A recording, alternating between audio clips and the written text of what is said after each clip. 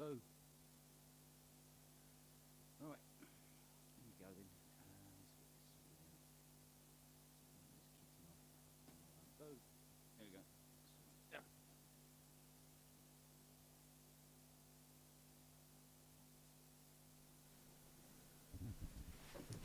There you go, I bet that's working now. He said, hopefully. Right, come in, all those who are coming in. Oh, let's get myself comfortable here. Right. It's been really weird just watching myself on PSN. So, but I'm here. Right, let's see, let's get this all kicking. Right, okay, that's looking good.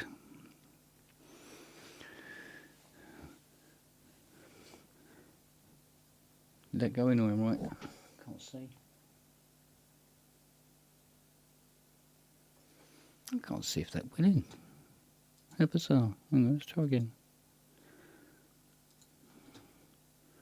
No, it didn't go in, that's why. There you go. I don't know why it didn't go in. There you go, there's the link.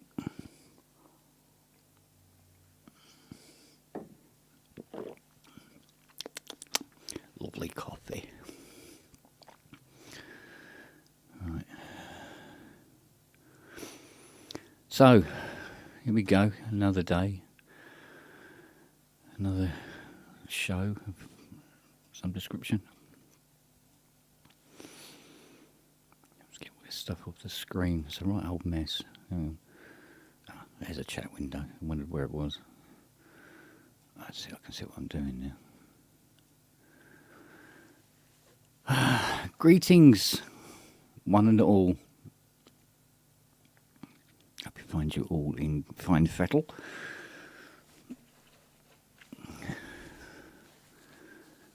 Yeah, all the usual suspects. Right, guys.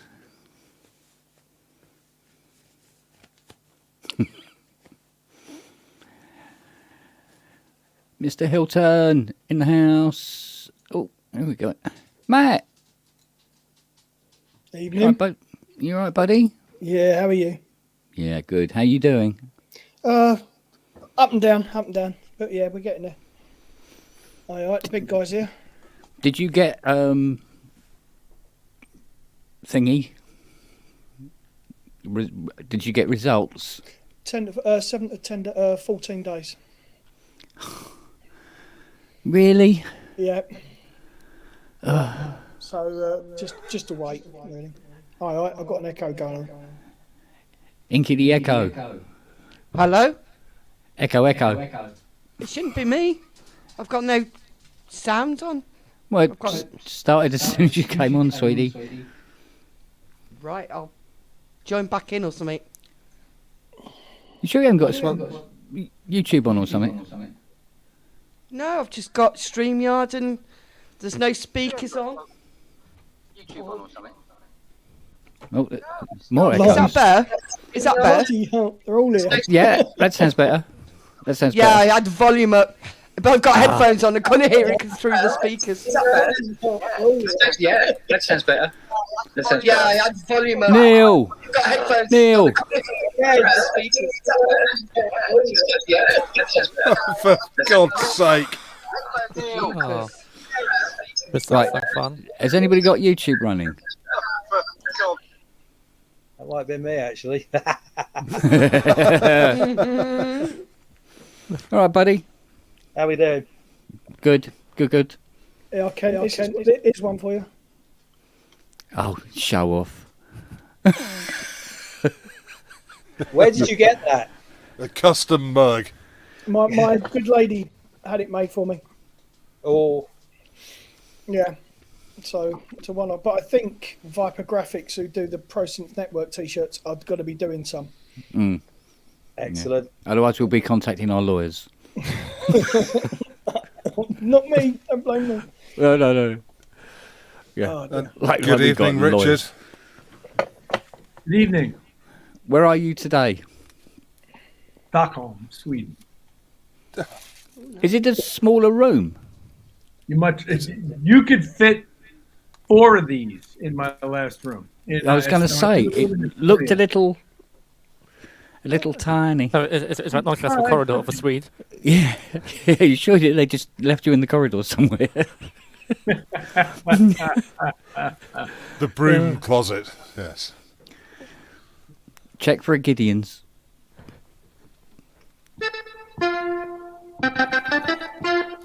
Is that on the Nexus? Huh? Is that using the Nexus? Yeah. And a software to be named later. How you finding the Nexus actually as a playing item? I'm discovering that it seems that keeping this cable plugged into the USB on the side of the thing probably wasn't a great idea. And I'm hoping it's the cable and not the port that's making it a little bit inconsistent. But otherwise, it's useful to have around. I like it. I've always liked it. I don't hardly scratch the surface of what it does, but it's just fun to have it here. And whenever I do need to do the things it does, I have to crack the manual and figure out which one of these combinations of button presses will get me there. But ultimately, it works fine. And for me being here and testing things, it's very useful, actually. Good stuff. And Neil, how you doing, mate? Not too bad, thank you. Not too bad. Been a long time since I've seen you and spoken to you. Yeah, it is. Months and months, isn't it? It's gotta be. Yeah. It's gotta be busy. Well, if you're ever down this way again. Well, it could happen later this year. We don't know yet. Yeah, we don't know. Yeah, don't know anything that's going on anymore, to be honest with you. I'm at a loss. Too much going on of late, so. Oh, man. Don't you have a studio to rewire? All right. Yes, doing it tomorrow morning. Then hopefully. I didn't mean you, Neil. Don't we all have studios that need rewiring? Thank you. That's all I needed to hear. Thank you. I mean, I really need to do it. I have a pack base lying around, and I haven't been soldering them for 2 months now. So, who is it that you believe needs rewiring there, Rich? I was joking with you, but it was just a joke. Oh, right. Well, Your actually, kitchen needs rewiring. It's funny that you should say that. Actually, there is a unit that does need wiring in. Really? Can this possibly be? That's not like me at all. For Christ's sake. Ken, have you actually been recording anything yet? You're hilarious. I know, it's a gift. Yep. Recording anything? Yeah. No. Oh. No. Okay. But me and Rich have had this conversation in the past. But what tends to happen is that I go to record something. Yeah. But it has to start off with me having to get something to work. Yeah. And then adjust something else, and then find out why something isn't working and why something else isn't working, and then go downstairs for a cup of coffee, and then somehow end up in the garden and just watch the parrots. Yeah. And that's about it. My day in the studio is done. Usually involves a phone call to Robbie about Widdy. Sorry to jump in. Sorry, Neil. I don't think I've spoken to you before. No, you probably haven't. I tend to lurk in the background somewhere. Are you in chat, or are you just a viewer? A viewer and a lurker. Right, okay. I've sort of been quite inactive for about the last 4 or 5 years with stuff. So sort of known Kent for about 12 years now, Kent, isn't it? I think Something like that. Robbie's saying, "Feck me, it's Neil fecking Fellows." Who's that? That was Robbie. Robbie? Yeah. Robbie Puricelli? Puricelli, yes. Was that the mad Italian, isn't it? Yeah. From down that Mendlesham way. Well, mad anyway. Yeah. Yeah. That should get him in. The only Italian I know with a Norfolk accent. I'm so going to die for that. Still a big opportunity to get away from it all. Well, it's nice to meet you, Neil. And you too as well. Who? Sass. Sass. Okay then. Yeah, there you are. You're in my the guy who looks like Hal in the top right. Yeah. Okay. That's Hello, Neil. Yeah, we're off to a good start. Hi, Neil. That isn't his usual hairy guys though. No, you're just a big red knob now, which is Exactly. very hardy. There she is. There she is. Yeah, there she is. Oh yes. The first person to bring up the word knob. Well done. Yep. You win a prize. Inky the cat strikes again. Of course, Gotta no. watch those Andrew won't claws. be on tonight, will he? Because he's got doing that open mic thing tonight, isn't he? Yes, he just texted me. He said that it seemed to go very well tonight. So there was him, Jim Glue, and Jamie Morden from Geosynth. All right, yeah. And they were all performing tonight. So Performing together? Jamie didn't know. no, individually. Oh, okay. So Jamie just rang up to see what was going on, and they went, "Yeah, we'll put you down for a set." And he absolutely capped himself and had to sort of put some stuff together because he didn't want to say no. So that's going to be interesting. That's going to be good. Yeah. And yes, Steve Elbows, it was EMOM. And it was in, I was about to say Hebden Bridge. It's not Hebden Bridge. It's, The Hebden Bridge. That's a Home thing now, Firth. isn't it? Thank Really? you. Yeah, Home Firth. Yeah. For old Which Hebden isn't Bridge. that far from Hebden Bridge, to be honest. Yeah. It's all up north. Most things Thus are up north speaks from us. a southerner, yes. Yeah, right. Most things are up north from Devon and Cornwall. Yeah, I lived in Manchester for 20 years, so I do like the up north. What, you couldn't find your way out? Matt, How'd you get out of you're here? down. You're down that neck of the woods, aren't you? Devon, yeah. Devon, yeah. Yeah, it's Brixham for my sins. Oh, I was going to move to Brixham. I wish I had. Cornwall lovely. is... I didn't realise how further down Cornwall was. Like 2 hours further down. Yes. Which is like 10 hours from anywhere, yes. Yeah, yeah. I That really sounds like didn't Norfolk. think it through. About 10 hours from everywhere. Yeah, it's a bit of a... Oh, Norfolk's at least a day and a half from civilization. Well, it That's is. because you need a horse and trap to get there. You Well, are exactly right, and it's about 100 years from civilization as well. Yes. Well, I tell you what, as and an it's dropping into agrophobic, the sea. as an agrophobic, if I had to travel 10 hours anywhere, I would expect them to have the decency to speak a different language. Well, they do in Norfolk. It's, That's Doing true. Devon as They well. speak a totally different language here, I'm telling you. You won't understand a word we're going on about. That'd be right, ain't it? That's great. Hey, No, we that's didn't right. do that. Yeah, that's right. Yeah, right. Yeah. Mind you, I can't understand half of my relatives anyway. It's all that's the easiest garden there. No, we can't read about everything there. Yeah, I'm sure it does. Yes. Does it leave a mark? Yeah. It's when they come out with things like, "You're looking well. Have you been ill?" Shit like that. You know, we're nearly as short as I thought you were. Is that yourself? Yeah. That's a killer. That was my stepdad. He was from Kerry, and it was always, "Oh, is that yourself?" And so, Yeah. what? No. If it's not yourself, then. No, it is. Honestly, it is. Good fun. yeah. Good fun. Gotta love him. Mind you, I haven't spoken to any of them in forever. Yeah. Absolutely forever. So, All right, Richard's had a power cut. Look. I was about to say, yeah, it's a really, really cheap hotel he's in tonight. they can't afford the electricity in Stockholm. I wasn't digging the backlighting, but I haven't managed to find the right combination yet. I'm still working on it. Hand him a candle at the desk. The light Swearing for your room, holds sir. a cigarette lighter up to his face. It's,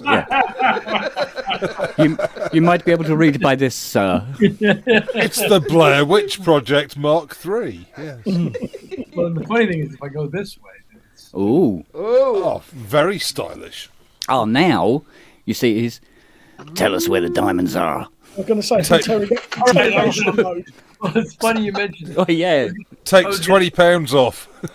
I was going to ask Inky how she likes being in the witness protection program.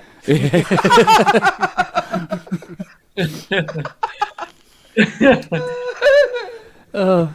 8 hours from everywhere. Oh. Yeah. Actually, I was talking to a customer yesterday. He was picking up his what they call it? Oh, bloody hell, I can't remember the name of the thing. It was a synth. Yeah, it was a synthesizer. And he was saying, "Oh, I heard that you do a show." I mean, no show. And he's going, "Oh," he says, "Yeah," he says, "I love music technology shows. When's it on?" I went, "Well, one, any time, and two, it's not. it's not really a music technology show. There may be music, there may be some technology, but they don't necessarily join anywhere. And mainly, there's other stuff. Mainly, it's everything else." So I just explained to him. I said, "Yeah, be talking about WIDI or audio interfaces, and then before the next thing you know, it's wallpaper." Yeah. Or does anybody remember getting those ESO glasses? Yes. I remember collecting shell coins Yes. and green shield stamps. Green shield stamps. Rich is there going, gracious. "Boom." These were tokens that you could collect from petrol stations or gas stations, as you would call them, as a sort of loyalty bonus. Mm. And as kids, when our fathers or mothers were, doing whatever, and they filled up with fuel, once they'd collected enough points, they could get a coin that I suppose the equivalent now is probably challenge coins. But you could collect coins that were just stamped aluminium, and they would have cars or flags or various things on. And as kids, we would collect them and swap them. And Do you know, Sass, I remember that myself, because I actually, weirdly, my late father, some of his stuff I was going through it the other day, and I found a big card thing, and I think it's from one of the very early 1970s World Cups. We collected the whole lot. It's like a big square blue thing. All of these stamped coin things are in it. And I think that we had another racing car one as well. I'm sure I saw a racing car one in there somewhere. I remember those very well. Mm. Don't remember a lot else, but I remember that. it was before loyalty cards were invented. Yeah. Yeah, but the green shield stamps, my nan used to collect them religiously. She had books and books and books, and she was saving up for, she didn't tell me this, bless her, but she was saving up for the red Mini Cooper pedal car for me. By the time she collected them all, I was 12. But still small enough to fit into it. No, there's no way. It was for, was it 2 to 5 year olds? Bless her. As I said, still small enough. Yeah, so she bought a dartboard and some few other bits. So I used to play darts, which was incredibly unfair because she had tunnel vision.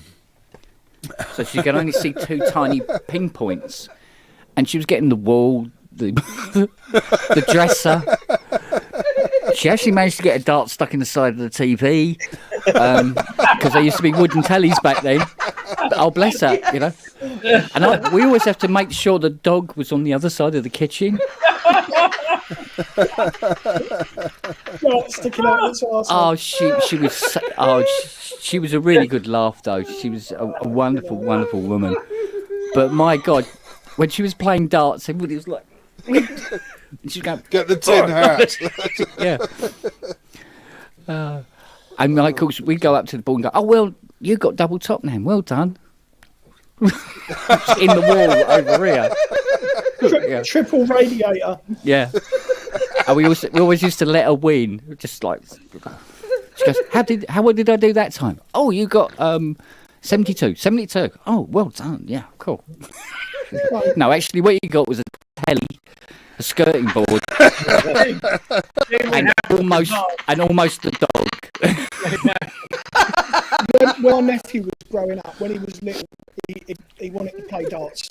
He was 3 years old, so my sister put a dartboard on the wall about 2 foot up. Yeah.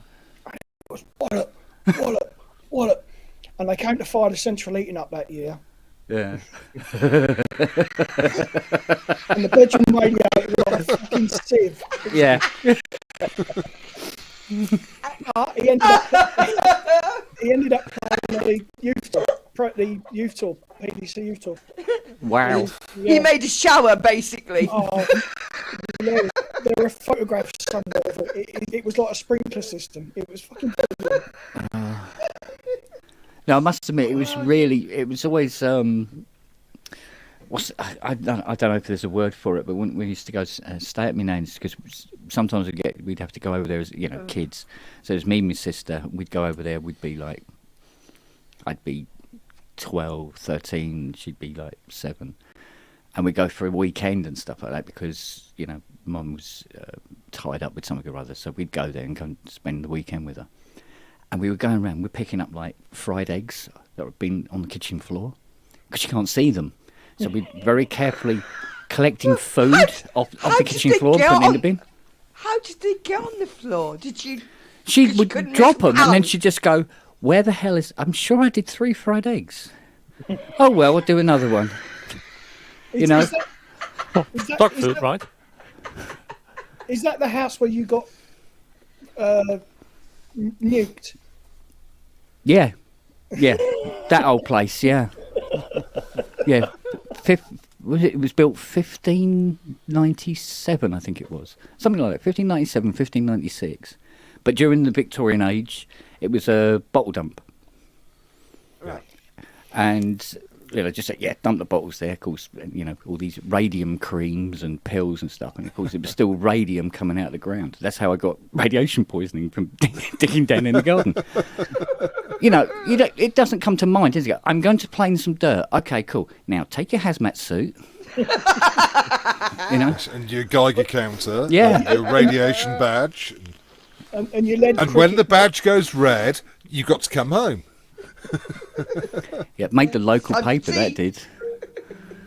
But oh my God, I still remember it to this day. I was probably about 12, coming up to 13, and I had one particular scab. I always remember it. It was a complete circle, and it was about 8 inches across, circle. Jeez. Wow. Yeah, and when it came off, eventually it kept, because I said, do not pick them off, just wait for them to fall off. Of course, when you're 12, waiting, No. young and waiting, it's like, oh, wow. So you're sat at school with blood pouring down your chest where you Well, I picked the wasn't scab allowed off. to. I wasn't allowed to go to school for what 3 months because I had them on my face. I had everything, mate. I was, God. yeah. I was like walking around like one of those things out of bloody Doctor Who. Oh, so it wasn't mild; it was full-blown radiation sickness. It took a while to come out. I just started feeling sick and then sweating and then starting to lose a bit of hair here and there, but not a lot. So because it wasn't really heavy, but I did have radiation burns to the skin. Jesus! Yeah, it was. What the hell immensely. had they buried in that garden? Well, there was tons and tons and tons of these things, and they got what, a 500-year half-life. Yeah, Was it what radium for painting dials on? It was meters and things. See, back in the from about the 1850s on until about the 1930s, there was radium tablets. Take a radium tablet in the morning was like a cup of coffee. Guaranteed to cure your cancer. Yes. Radium face cream, and people are putting this stuff on their face. But it was concentrated. It was so concentrated. It was giving off a few rads, apparently. But Well, evidently, yeah. yeah, and then the black suits turned up, and some guys in hazmat suits, and they dug up and collected a load of stuff and dragged it off. Completely ruined our garden. So, but it's a one because she used to grow strawberries there as well, and make her own jam. And they 17 tons talked. Yeah. So, Size of pumpkins. yeah, and it was like there was some really. It was an interesting flavour. It was. I mean, today we'd call it Brexit jam. I think that's the best. And it was sort of like it's cricket pitch with a hint of dog shit flavour. That's the kind of thing. It was very, very weird. But the flowers grew. She used to have these I know sunflowers grow tall and big, but hers were sort of like triffids. Big, waiting for them to sort of like lift out of the ground and start making their way towards the kitchen. So it was, that was quite. Because what I was doing, I was digging them up because there was a little objet d'art shop in South Street. It was only about 4 or 5 houses down, and we used to take these little bottles and down to the guy, and he'd buy them for his little shop, and he'd put them up on the shelves. We'd wash them out and everything. Washing them out obviously made them very safe. Not. And so, like, because I saved up to buy a not stuffed, but a dried, was it an orange-necked tarantula or a yellow? It was a big spider in a box, basically. It was that kind of shop. It had all that weird stuff in it. And so, that was a source of income. Didn't know that it was trying to kill us. That was the only thing. So, otherwise we would have backed off a little. But, yeah, it was interesting times. But then, as kids, we had things like lawn darts and what was the Crossfire. The spear-throwing stick. The what do they call them? Atolls? Do you remember Crossfire, though? Atlatl. Do you remember Crossfire? That didn't seem very, very safe. Firing No, small, it wasn't. Silver, like... Firing ball bearings at each other, yeah. But remember those things that looked like a pair of testicles that used to whack up and down? Oh, clackers. Clackers. You get one of them in the face, mate. Jesus Christ. Or on the wrist. Yes. Yeah. They broke people's wrists. Yeah, you could see how they would ban them eventually. But then those were the days my grandfather used to drive around with a shotgun in the boot of the car. And whenever he'd be driving around the countryside, if he saw a pheasant or a rabbit, he'd just stop, get his shotgun out, bag them, and carry on driving. They still do down here. It was because they get people like that when you go, pass them. That's good eating. Find it in the road. Yeah. Find it in the road. With that type of thing as well, because it's the only way you can eat around here. Honestly, if you go, so I have to do a country drive to school, the school run. If you see a dead deer, stop and pick it up. No, well, I can't, and you can't on the road. It's pretty dangerous. But by the time you come back, someone has nabbed that deer. Someone has taken it and. Yeah. Well, the rule used to be if you hit the deer, you couldn't stop and pick it up, but the guy behind could. Those were the rules of the road. I always wondered what was in those Cornish pasties. Technically, anything. Apparently so. Yeah, anything from pig to wallpaper paste. I'll be sure to remember that next time on the Teach project. Beware where you buy them from. Especially if the guy pulls it out from under his jacket. Want to buy a pasty? No, thank you, sir. If it's got a tail, that's your next clue. Yeah.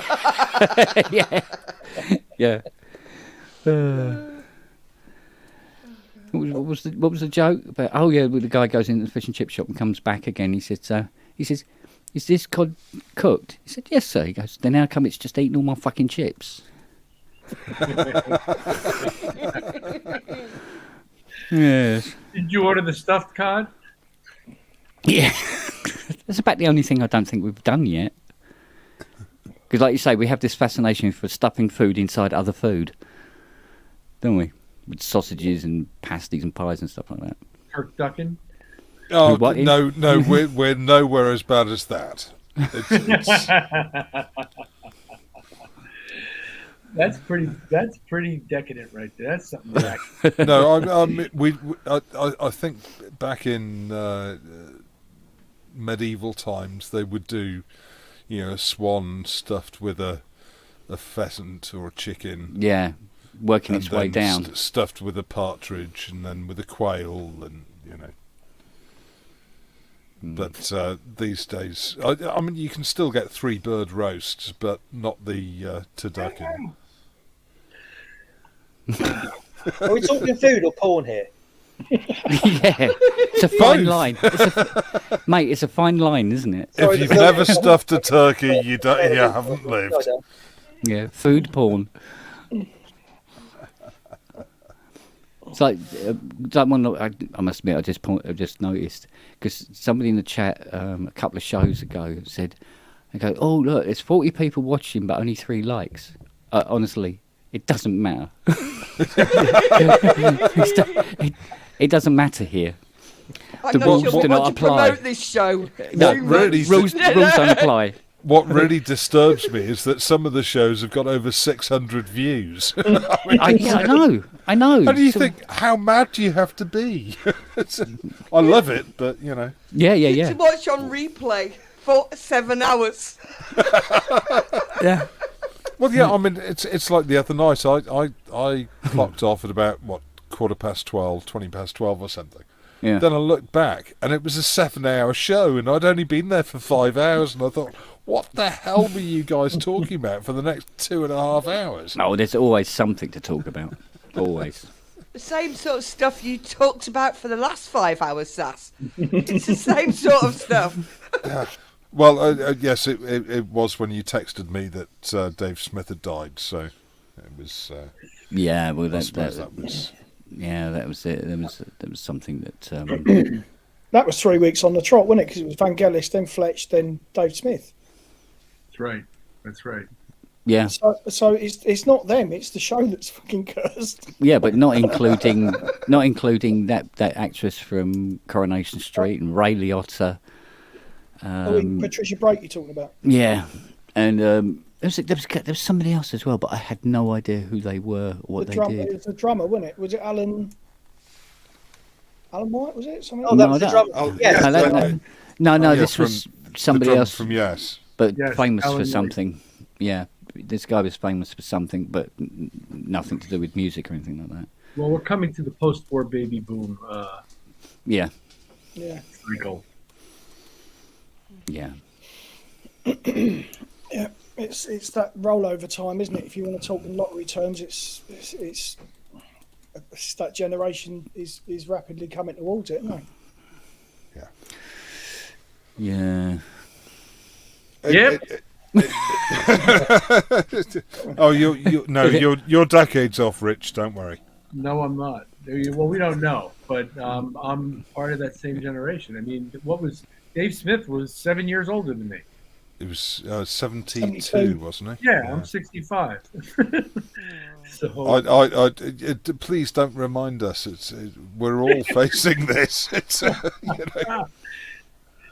hard to forget sometimes.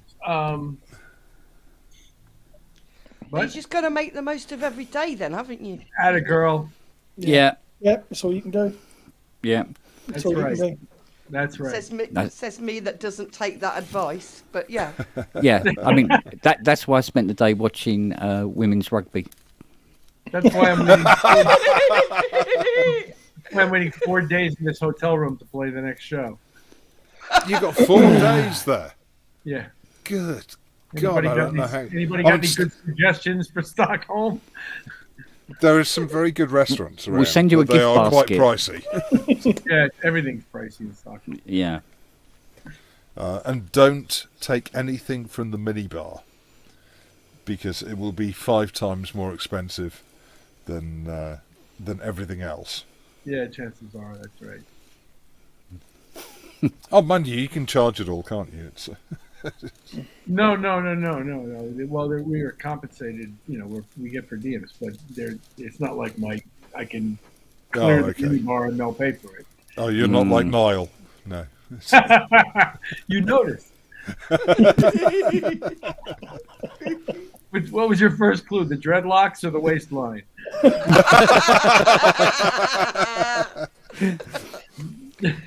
So is Niall here at the moment still?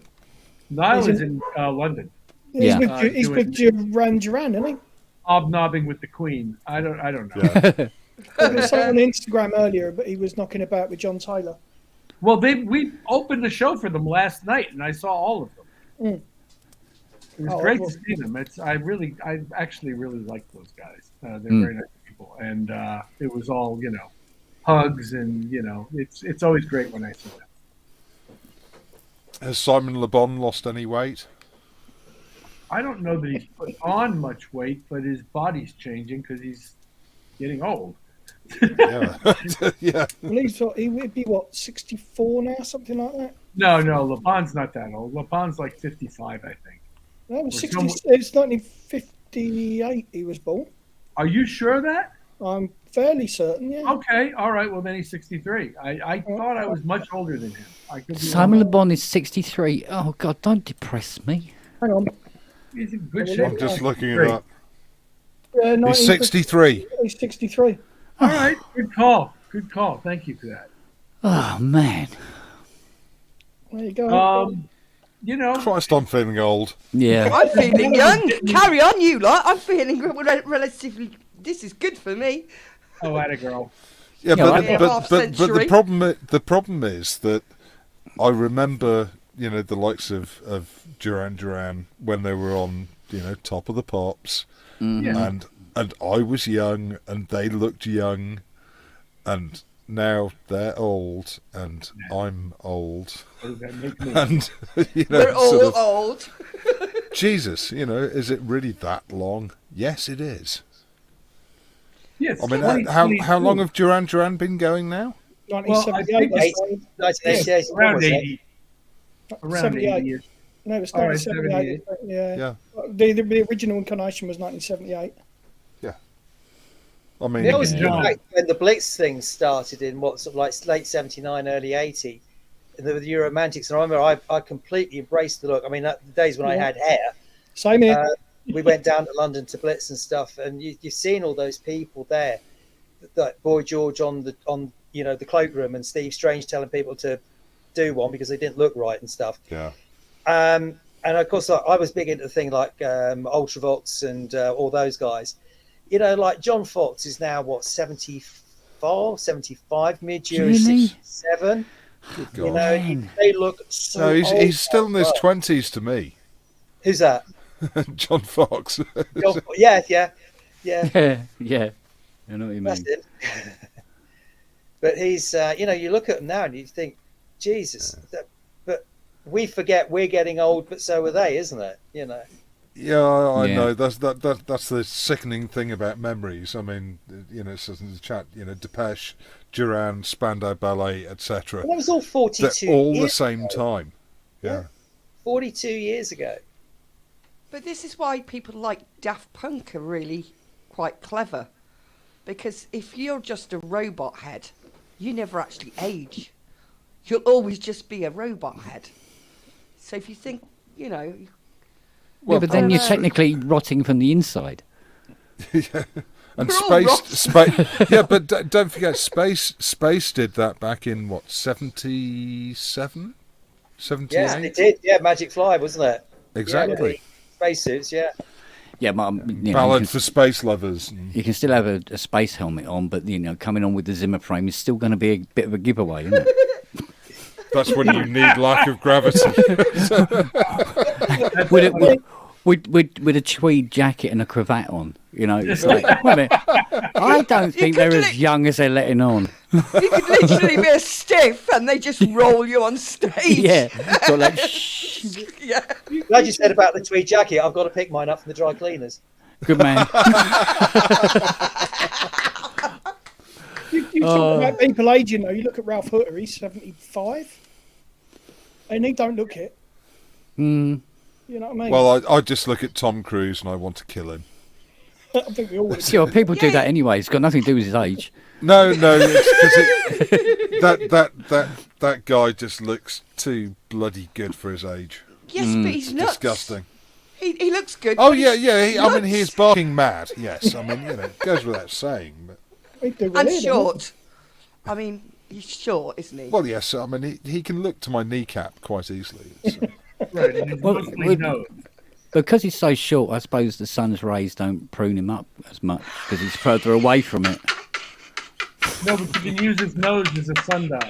Yeah.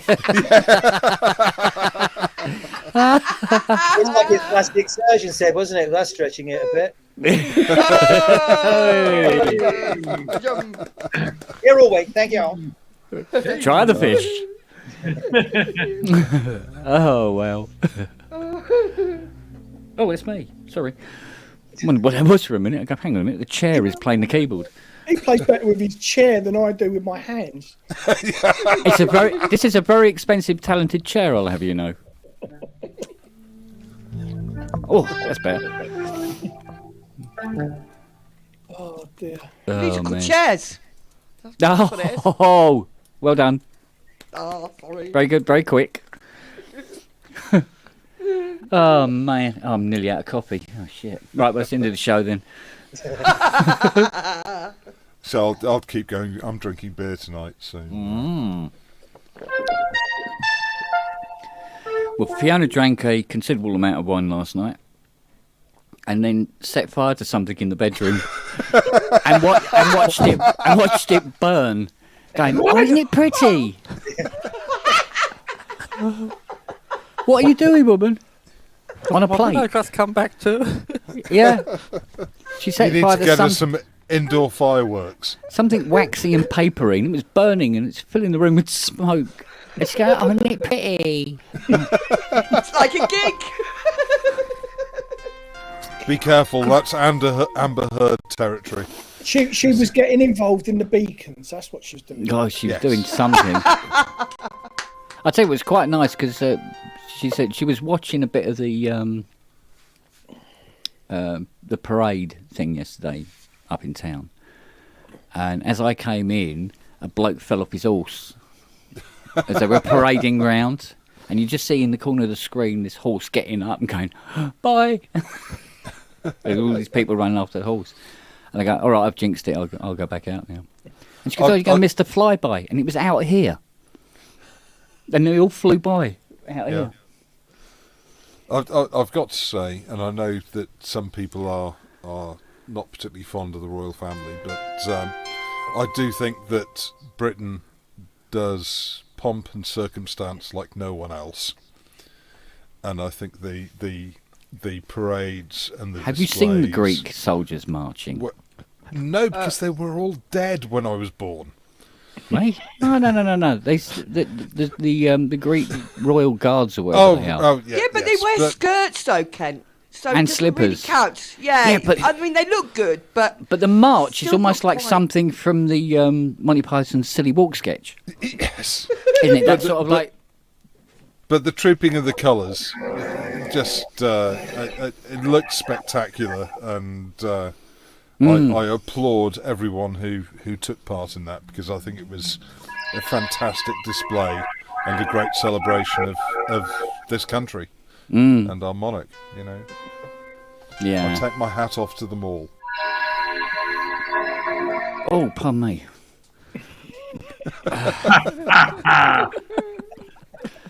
Mind you, living in a life of, opulence and unaccountability must be fun. yeah, but you don't. It's not a life. No. You haven't got a life. You can't. No, You can't do I what you want. I wouldn't do it. I wouldn't do it. I'd rather be poor and free. To be fair. Yeah, but the thing is, I mean, she grew up not knowing any different, did she? So as far as That's she's true. concerned, it's normal. Yeah. Yeah, but, But- you can't have any real fun, can you? Come But on, let's when you be think- honest. When the Queen was, Don't know, Andrew did, didn't he? when she had, Well, that's because when the he's on Queen board. had her coronation, the weight on such a young woman on her shoulders, it's phenomenal how she has coped. Yes. And I when you look at how politicians, not just British politicians, but politicians around the world behave, and then you look at the Professional ribbon Queen, cutters. Yeah. and the Queen has not put a foot wrong Correct. throughout her whole reign, and you have to applaud that. Unlike the people around her in her family. Well, but at the end of the day, they're minor royals. The succession line is very clearly delineated. Well, Andrew liked miners anyway, didn't he? Well, I mean, Richard, you're obviously not British. Right. I'm not British either. You have Well probably, spotted. You have probably watched this with with your own opinion. I didn't see it. See We what? need to get Niall on the show then. In general, there you go.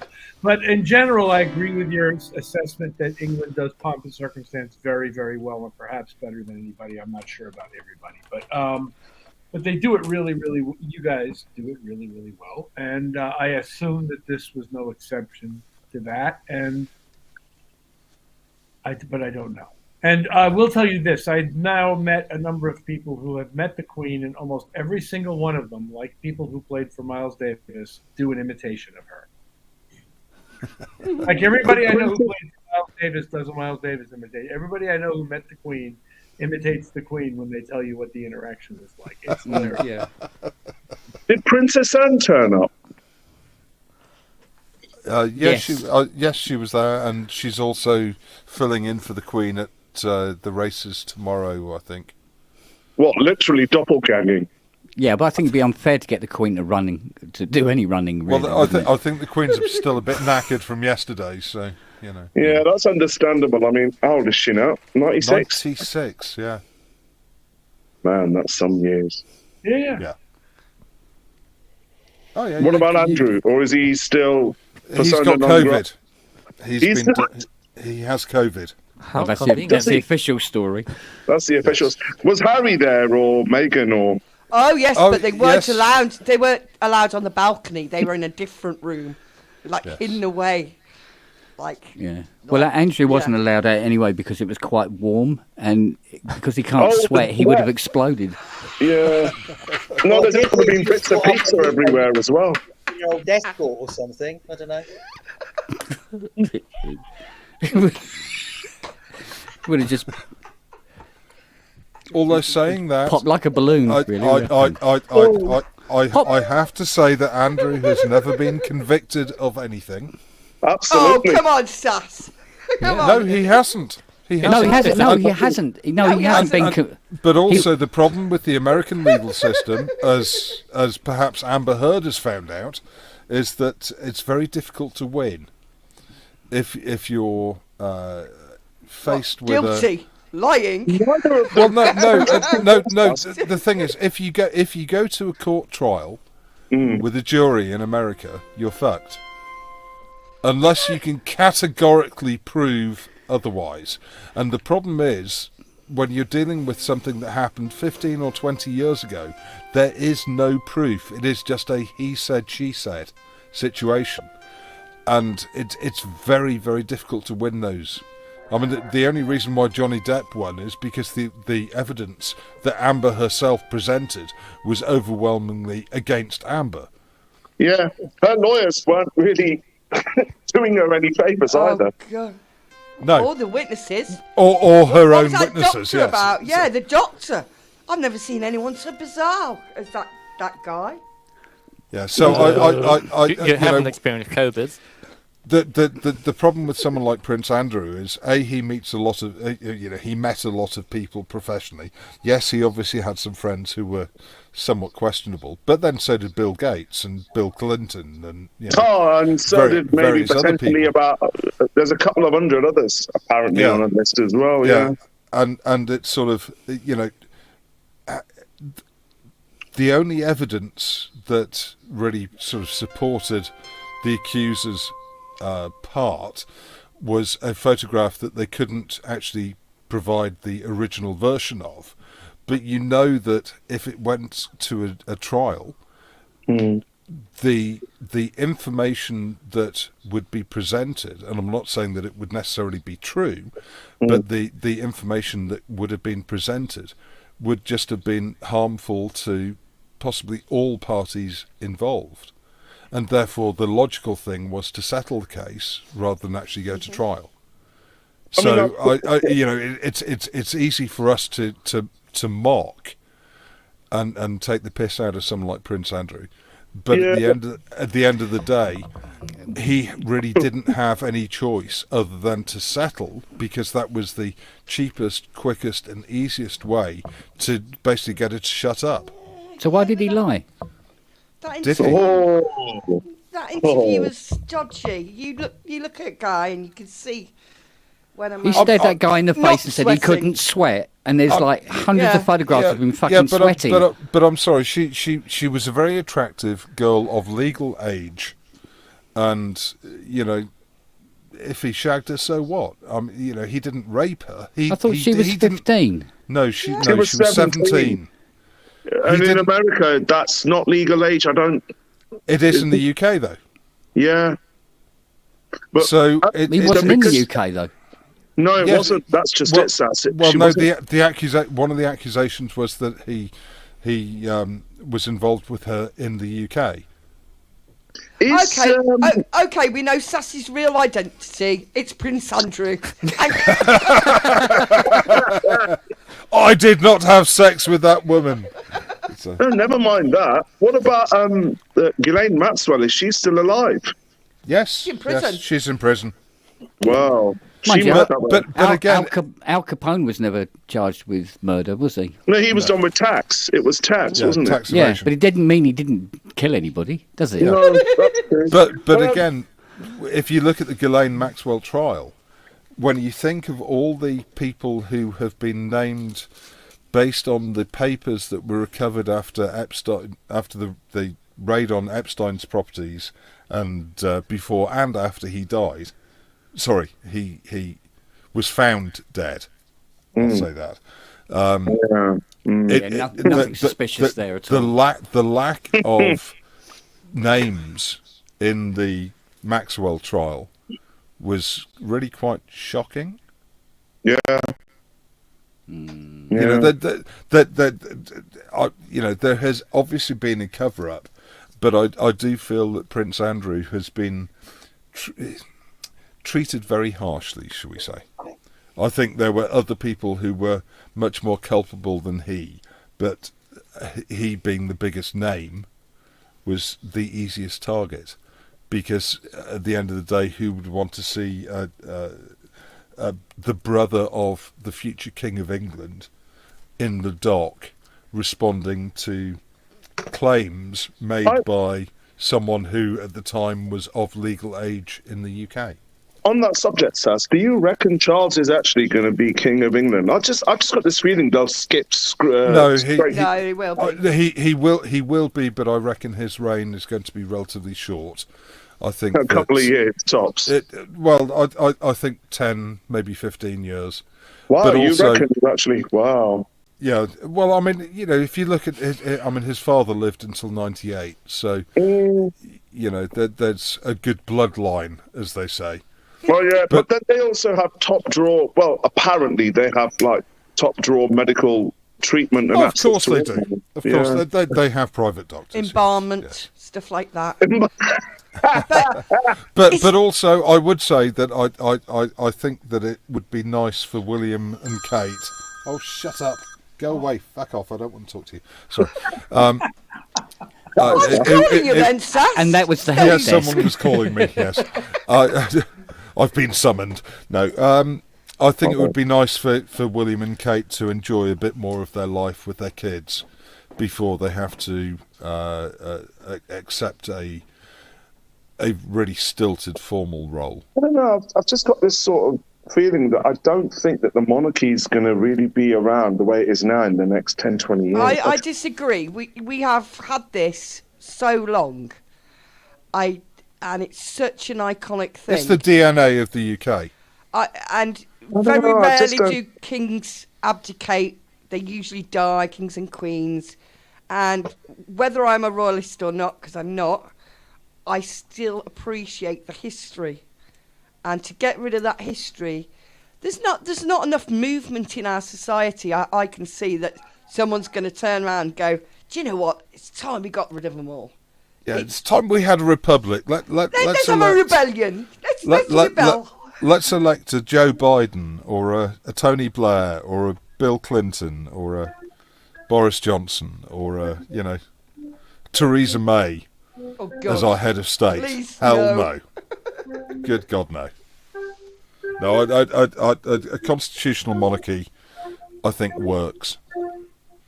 Do you reckon Because- Boris is on the out before the end of the year? No. Oh God, no. I think Boris will survive. I think. Really? Yeah.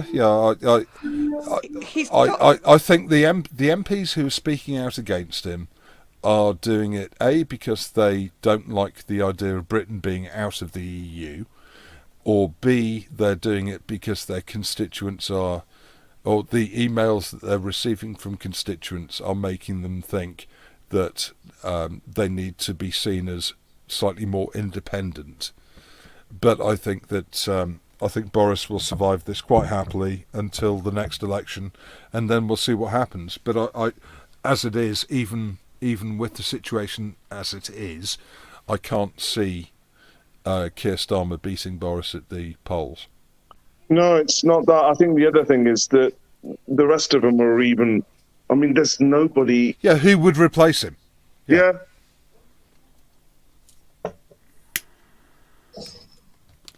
I mean, I mean, apart from possibly David Frost, but he's in the Lords, I couldn't actually think of anyone who could replace Boris at the moment.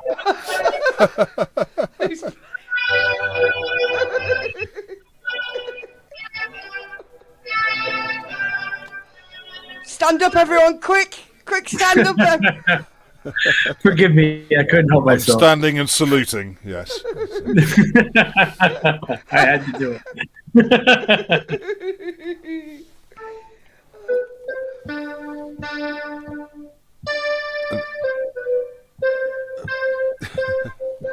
Also, it's sort of weird that we're celebrating the Platinum Jubilee, and it is very unlikely that anyone we know, even children being born today, will ever see another monarch celebrating a Platinum Jubilee. Right. She's been queen like forever. My whole life. More than Well, I my mean, whole life. even Victoria didn't have a Platinum Jubilee. You know, this is a very, very rare moment in time. Yeah, and I stopped getting Christmas cards from her too.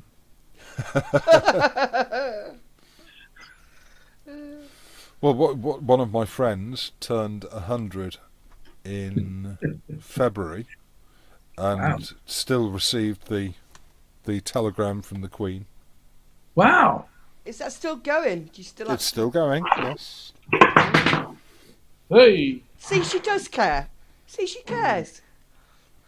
Did she ask him if he's busy like she did Elton John? Oh, you're busy? I'm sure the Queen told Elton John where he could put the candle, to be honest. No, she asked him if he was busy. That's what he told him. Just a little.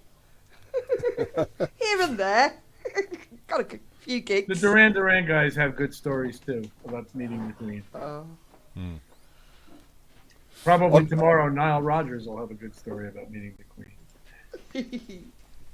Well, it's one of those things that there are very few people. When you think of someone like Nile Rodgers, who's basically met everyone who's anything in music and famous, and he's probably met presidents and God knows what. But actually, meeting the Queen is just sort of it's like it's going to 11, isn't it? It is. It is. You can't really top that. No, it doesn't. You can't top that. But I will tell you that Prince Albert regularly comes to our shows in either Nice or Monaco. And last time we were in Stockholm, we played some function that was attended by the King of Sweden, who stood out there playing air guitar and air bass during good time. Whoa, Brilliant, cool. brilliant. Yeah. You got a king to play air guitar. Brilliant. Yeah. Wow. He was out there strumming away on the air Wow. guitar. It was so much fun to watch. I got such a kick out of it.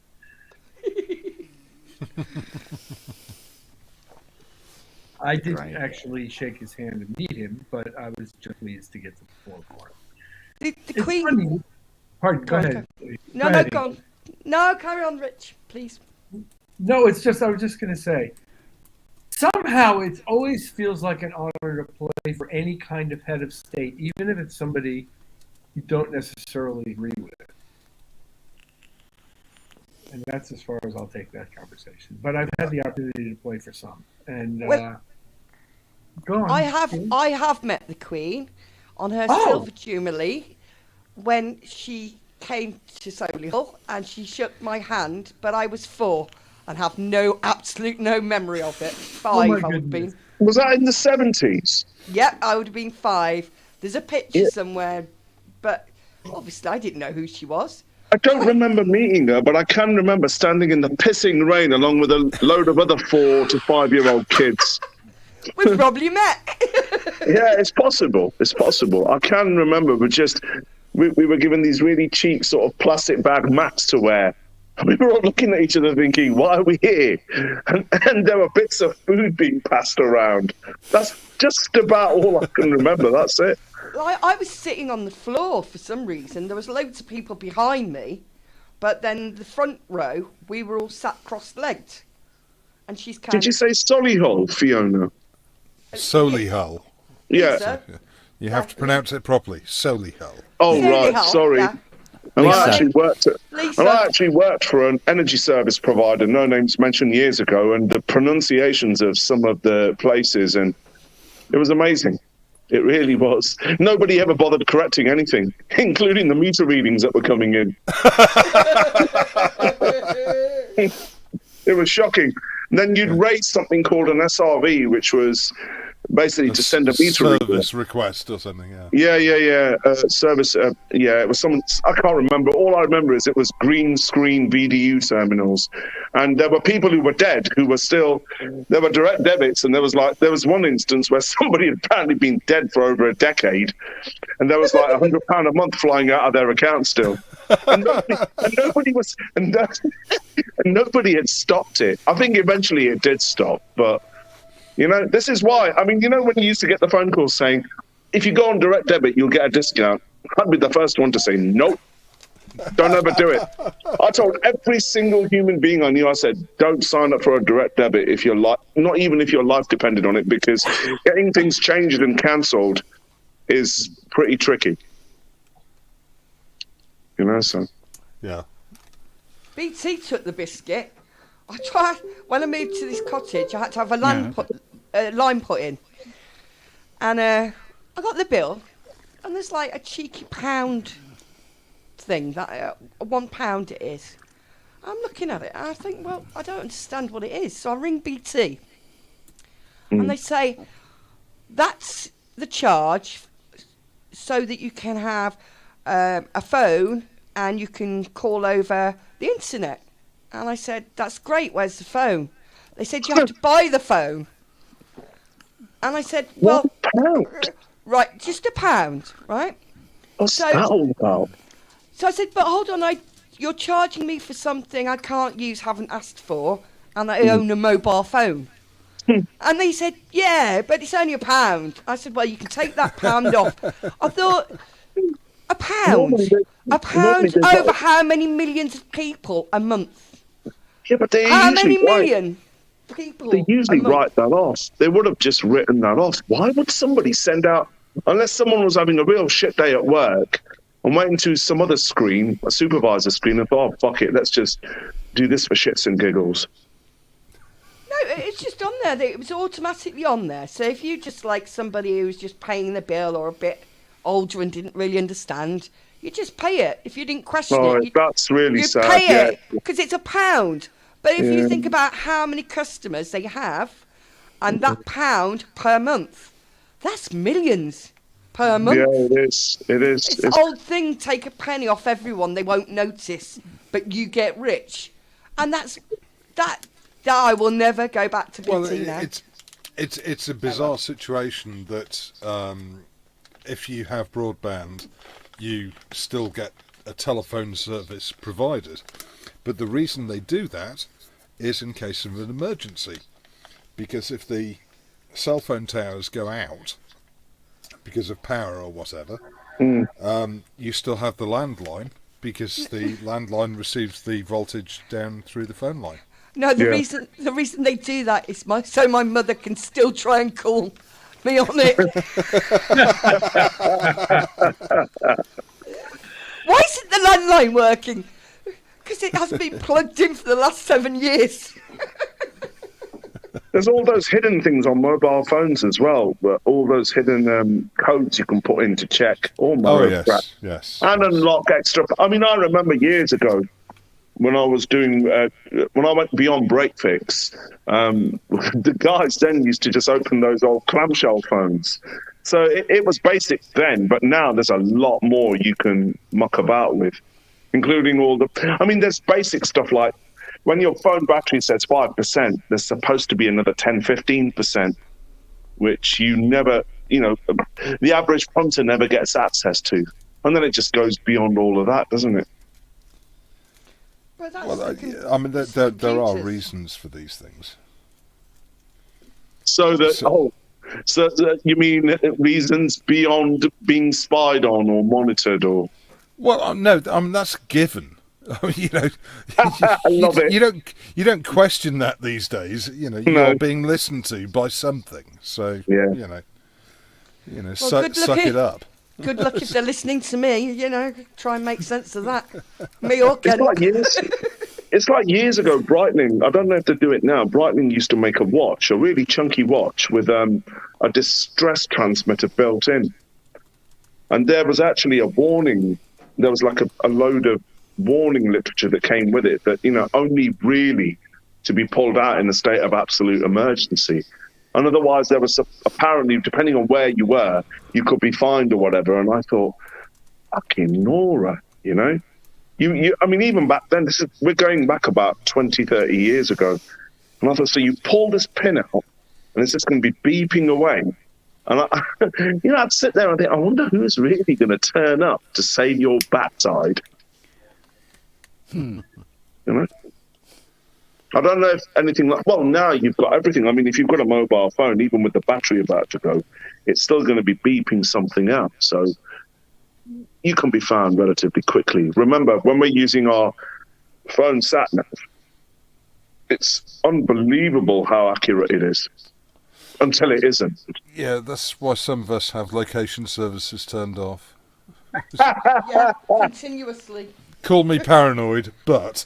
Unless I'm driving somewhere, I don't have location on. Unless I'm actually driving in the car and going, I don't know where I'm going. Because why do you need it on? You don't need it on. You don't need to be your location needed. Well, some of us can still remember how to read maps. Wow. It's very difficult when you're driving on your own sass. I could do it, but the local police might not agree.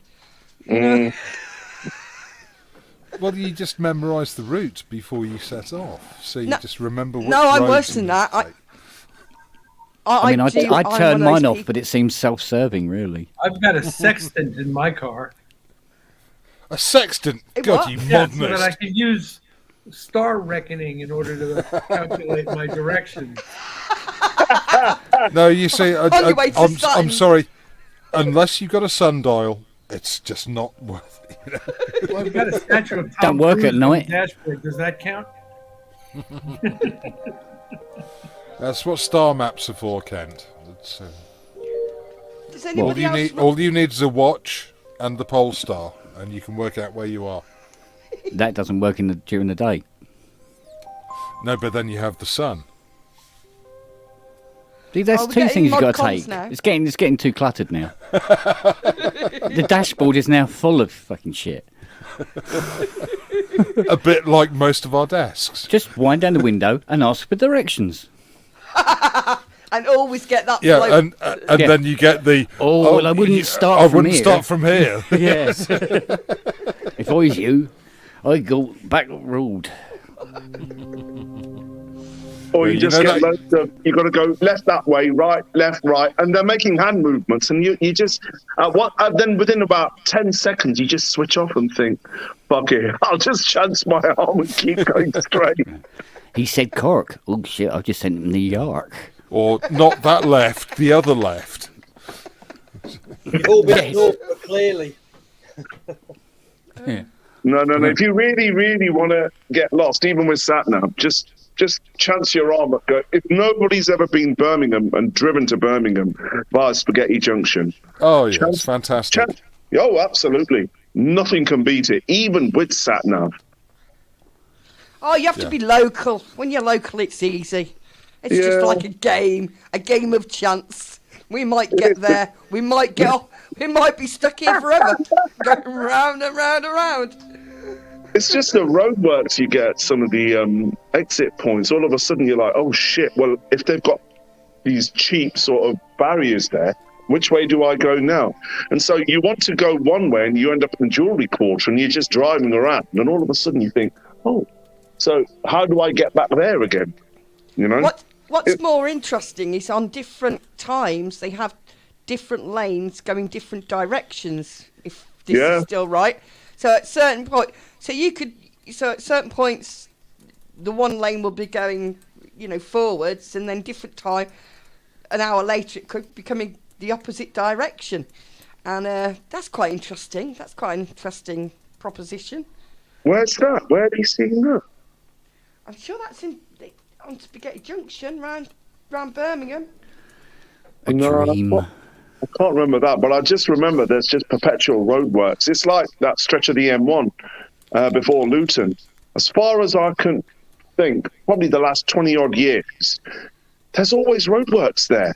What are they doing? What are they repairing?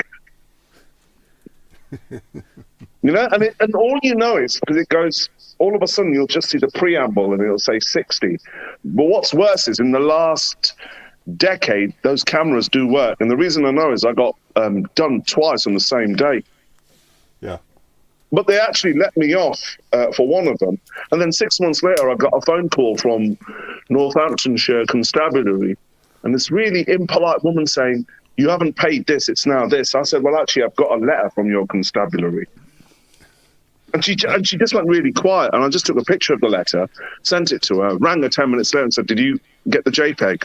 She went, yes. And I went, so are we done? She still didn't say anything. And I thought, well, fuck you then. This is where owning an Aston Martin DB5 with a rotating number plate would come in really handy. Yeah, oh, absolutely. Absolutely. It'd just be nice to drive through a speed camera with a number plate that says "fuck off" on it. I do like to motion at cams, at intersection cams. I do like to flip the bird. Aren't those coatings still available for number plates? They don't work. They don't. And do you know that by experience or something? No, well, yes, but not my experience. I was involved in looking at a project I was involved in. We looked at how people were trying to evade speed cameras and such like, and ANPR. And the most successful method is to use a perspex sheet with laser engraving and infrared LEDs for nighttime. Oh, wow. And because you can have you can embed prismatic lines into perspex. Yeah. And if you use really high power infrared LEDs, you can then actually mask your number plate at night as well. And people was there anybody out there that was selling a kit to do this or doing anything of this ilk? Yes. Wow. Yeah, but obviously for track use only. Interesting. Just as some motorbikes have solenoid operated drop flaps for number plates. Yeah. I mean, I was on the verge of losing my license until about 3-6 years ago. It suddenly dawned on me that I had 9 points. Jesus. And then I had to wait, basically. I I'm fortunate that I've never been refused insurance. I'm now down to 3 points. I did that the first year I drove. Within 2 weeks of passing my licence, there was a bit of a dual carriageway, which normally would be 40, and there's a stretch where there's no kind of speed limit. So I got caught on that, and then stupidly 2 weeks later got caught on the exact same bit of road. And this time, as the police cars followed me, I thought, if I just turn left and drive really slowly around this like housing estate, I'll lose them. Oh yeah, they'll really go for that. They'll think, oh bless you, the social worker.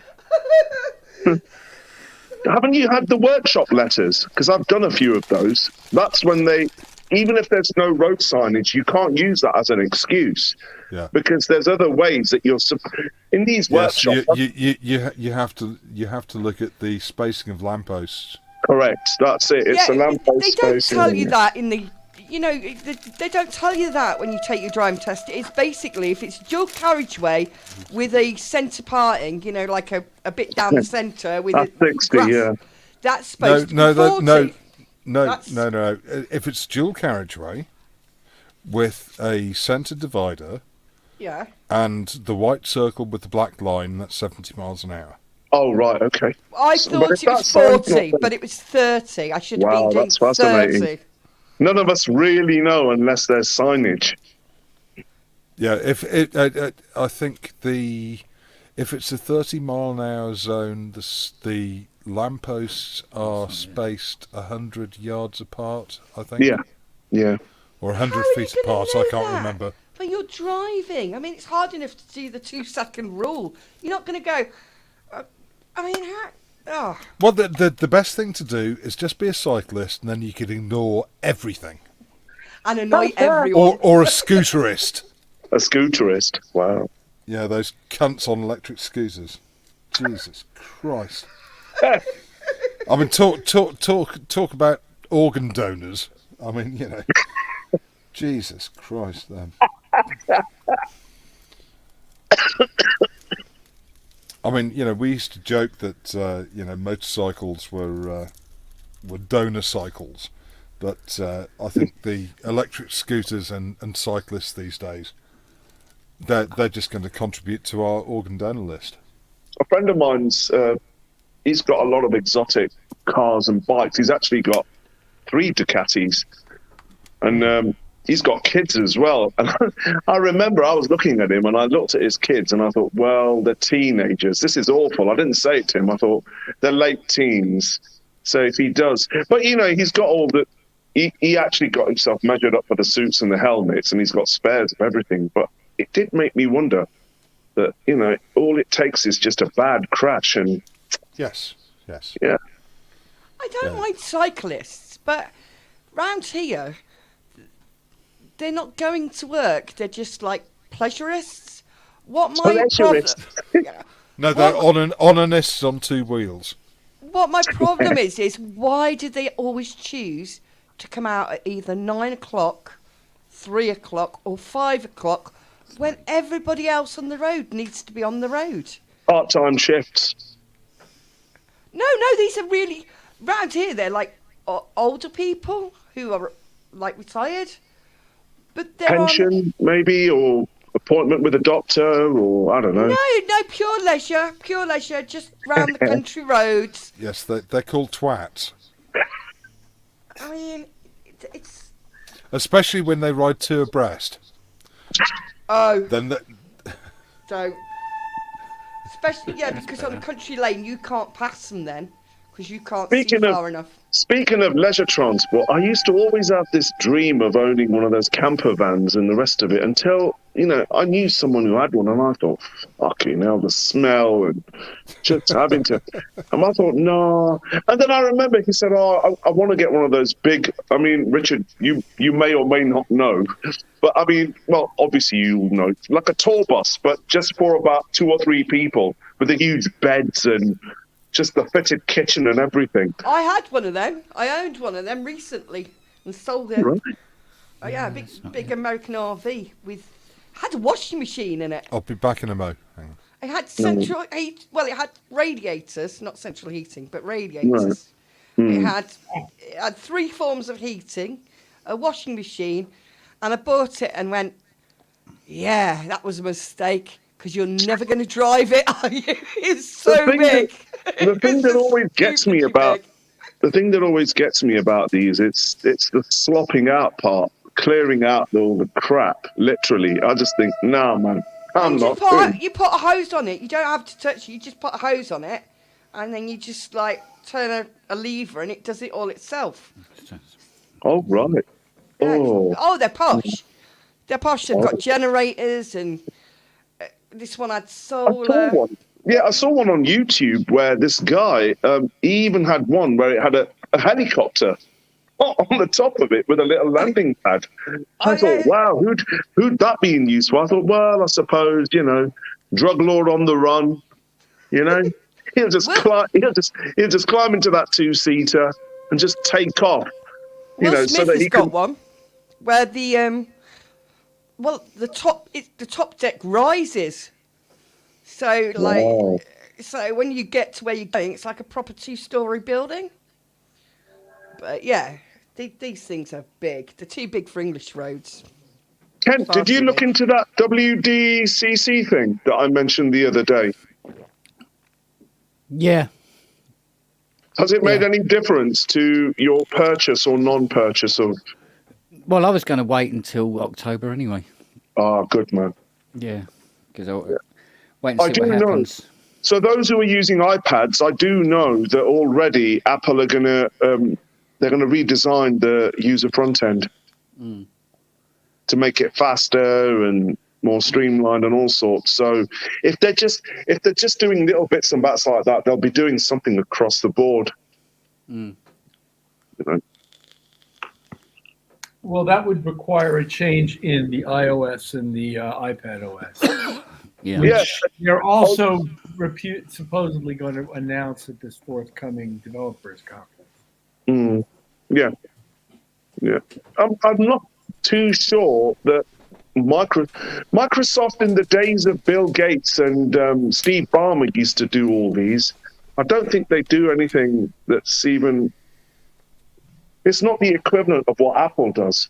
And I think Apple probably justify it more because of how much of their tech is in post-production and the creative industries where it's large. The spending. Also, don't forget, Apple have full control over the hardware. Whereas Microsoft don't.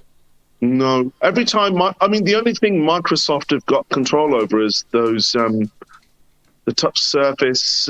It's just the Microsoft Surface, isn't it? Yes. But even then, they have USB ports, therefore you can plug all sorts of shit into them. Whereas Apple have full control over their code base. But what about when you're plugging things into the USB ports on those machines?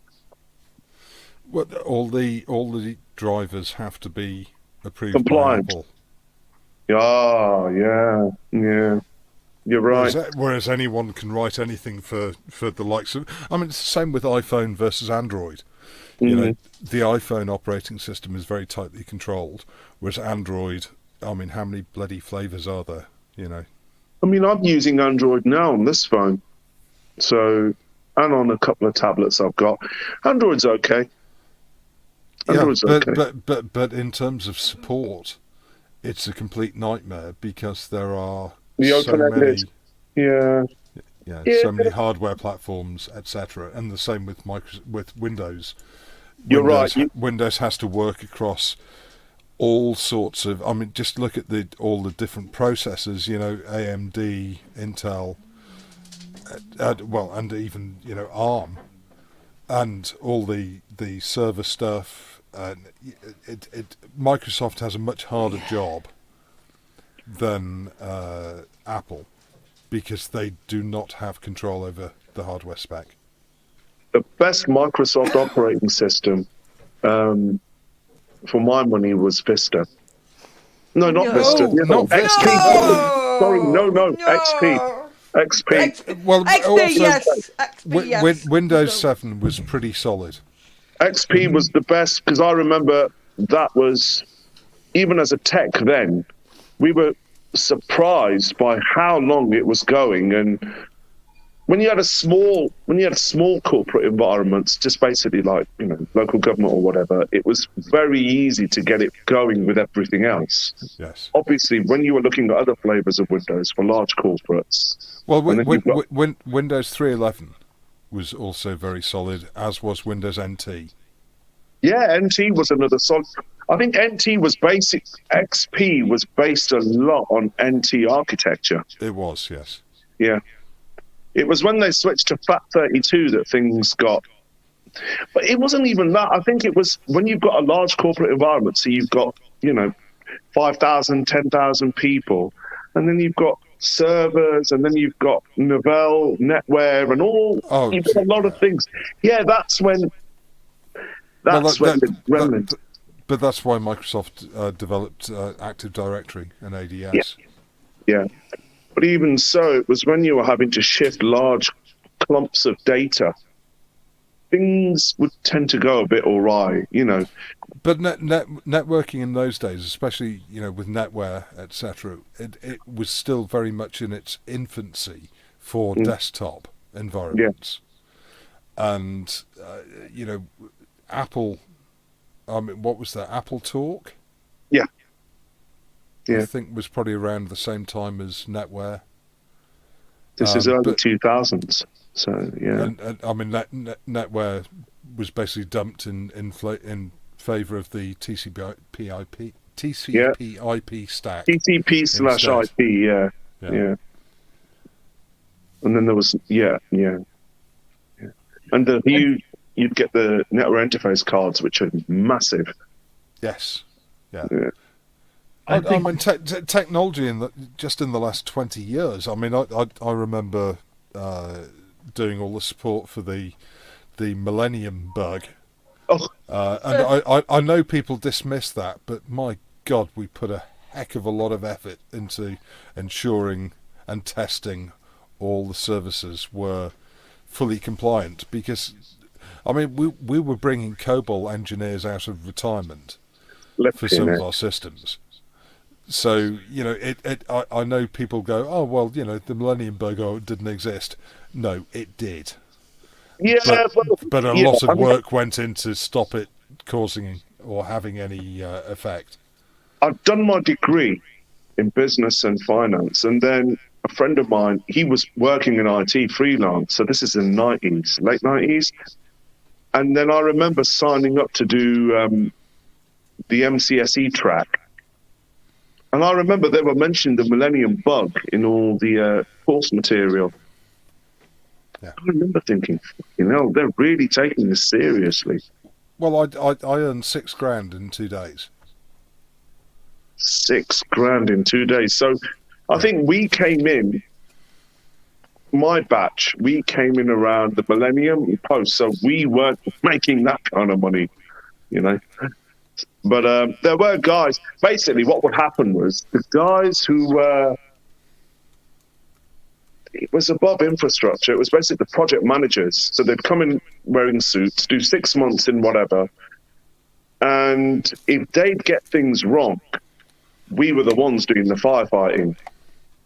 So we were really earning our money, They'd decide to revamp a system, this is how we're going to do things, blah, blah. Sometimes teams, some of the sub-teams like us would be consulted. Other times, no. You just have to deal with whatever happened, and then you'd realise while you were doing it that something was not right here. But the guys who'd put it in place had already gone. Yeah. So it's not an ideal way to work, but, corporate budgets are what they are. It's a bit odd when you've got guys who are making 3-4 times what you're making these big decisions, working for 6 months. They're gone. And you're then spending an extra 6 months trying to fix what they've put in place. How is that saving a company money? It doesn't. Well, it all depends which revenue stream it's coming from. Yeah. It can be extremely efficient to pay consultants because they are purely a revenue cost, rather than having employees and. But like you pension said, when funds you've and got such COBOL like. engineers, guys who knew COBOL coming out of retirement, I mean, it's basically that kind of situations where name your price, more or less. Yeah, but they deserved it because I just said in the chat, I worked for an organisation that had to review literally millions of lines of code. It wasn't an easy task, and then testing, going cross-eyed. Yeah, literally but also going having to test every single aspect of every single application. It was a major job, and as Neil Wharton said, he spent 2 years prepping, and the fact that nothing happened was a testament to the effort that was put in. Who's playing music? Richard, I think. Is it Richard? It's actually quite nice. In between, when there was heated conversation going on, I thought, oh, somebody's underscoring all this. Oh, man. Those were the days. Lurking in the shadows. I'm just going to mute myself because I've just got to go out for 2 minutes, but I'll be back. Okay, no worries. Mm. Inky's going to the toilet. Now we know. Just look back over the last 20 years and look at how technology has evolved. I mean, the first iPhone was what, 2006 or 7? 6 or 7, yeah, Yeah. And yeah, I mean it's mind-boggling. But then I also think back to the days when there was no internet. We had teletext. We used to download software from teletext. It was, oh my God! I can remember before we had a landline. Yeah, I can remember. I think it was FreeServe. That was the first internet I had, and it was dial-up, and I think it was 56K. Oh well, yes, I remember back earlier than that. But oh, yes. You mean the 9600 board and 4800 no, board? 1275. Wow. Is that the 8-bit days of Commodore? I mean, I've still got a Commodore 64 packed in a crate, and it works. And I've got a spare 6581 SID for it as well, because the filter settings on them, no two 64s had the same filter because of the cost cutting they did when they were manufacturing the SID chip. So you'd go to your mate's house, play a game, and think, oh, wow, the soundtrack on this sounds amazing. And you play it on yours, and it sounds like shit. And the only way around it was you could just zap 64 or whatever. You'd look in the back or somewhere in the classifieds and order one for 15 quid. And just replace it carefully.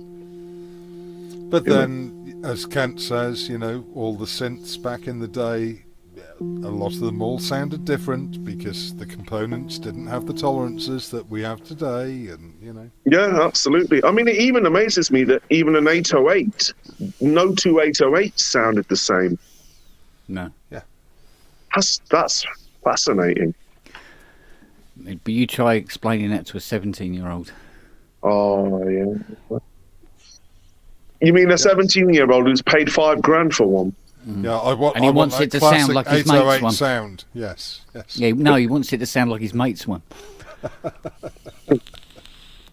So, but the symbol lasts a bit longer on this one. Yeah. Yep, mate. You see, I struggle with people. Maybe my hearing has really gone down. Well, I know my hearing has really deteriorated as I've got older, but noticing those minuscule differences between the sound of one synth over another, and I always joke in the chat, in the mix, are you really going to know? It's like, no, not really. If it's a sample or whether it's the real instrument, if it's in a mix. It's like Ken fixed. I've still got a System 100, I've got a full set, and it's in really good nick because I bought it off, believe it or not, eBay from a guy who actually had it restored. He was a professional musician. But before that, I had a bits and pieces system that Kent fixed for me. And I remember Kent saying to me that it's almost like there's some weird disconnect between all these bits. And I said, how do you mean? And then he was saying that when you patch certain things together on the expander and the keyboard, certain settings are not happy, as it were. And I can remember you spent quite a bit of time on it. In fact, he made it so perfect sounding that when I had a bit of a bad tax year, and I remember selling it to a guy, and he was really happy with it. But for me, it sounded too perfect because that's how good a job Kent did on it. He made it. It was just the tuning. I remember the pots on the sequencer. Before that, you really were like playing Guess Who to try to make a melodic sequence. But after you'd finished with it, WD-40. Yeah. It's wonderful stuff, I tell you. It's the magic fluid. Yeah. So WD-40 no longer coagulates and becomes gunk. It never did. Never did. Where was it? No, you know when I'm you... sure that's just European WD-40 versus American WD-40 because formulations are quite different. Ah, that's what it is. Well, the thing is, because though, from reading for forums, it's actually people who have problems with it tend to be mostly based in America, whereas people who don't have problems with it tend to be countries that use the European formulation. yeah, you know when you go to these forums and you see people saying about how they made their Korg Volca sound exactly the same like a mini Moog. It's those people that say it. Oh God. Otherwise known as tossers.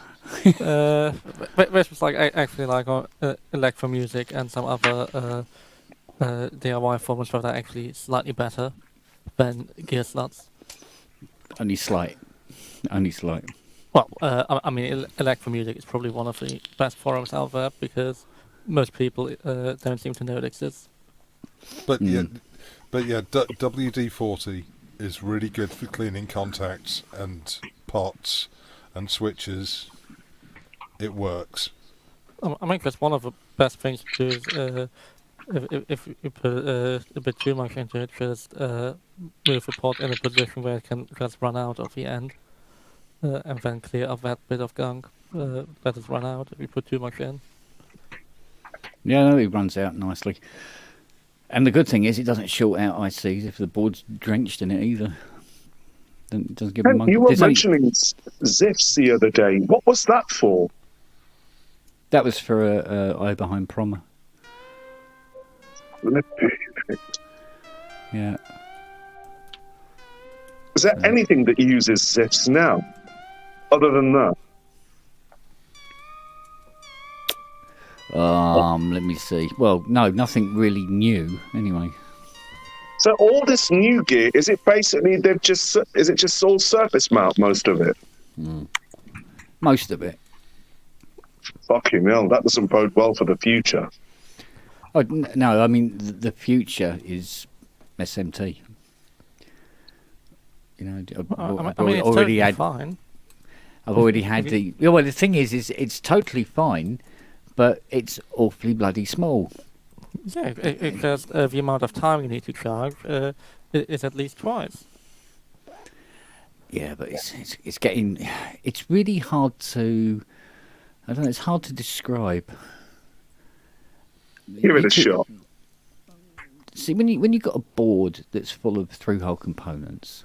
Yeah, it's an old piece of kit, basically. And you can do, like, fault diagnosis really, really quick just by going and sticking your finger under the board. You can do really quick fault diagnosis doing that. You can't do that to SMT boards. You just can't. Because you go like that, and you literally short out the entire fucking board.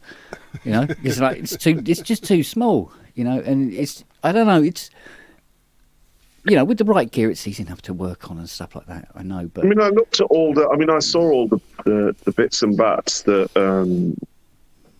Behringer are coming out with. Those, those. I don't even know what you can call them. Those very dinky little. Oh yeah, the tiny ones. Yeah. They're Yeah, trying to yeah. out boutique. They're trying to out boutique the boutique industry. Yeah, and I with looked a nice at those, flat and I, edges. But and I they thought, actually do fit in orifices, unlike the Volkers. yeah, yeah. You still Mind have you, to grease I mean, them though. If you take something like Behringer's WD-40. take on the Moog 960 sequencer, right? You go, well, do you know what? You really can't have the argument of does it sound as good as, as the original? Can you? Not for the job it does. No. I mean, there's only one argument you can have. Does it work like the .com, which is slightly more sensible, or like the original Moog? So does it play and shift, or does it shift and play? Yeah. My only issue with Eurorack is that a lot of the stuff is quite small, you know, and if you've got large hands, it's some of the adjustments you can't necessarily get. You have to. The Behringer stuff is surprisingly well spaced, or they use quite big knobs, and the spacing is quite big for Eurorack. I mean, I've had a 100M. What does the Behringer 100M sound like? Has anybody actually used it or got it?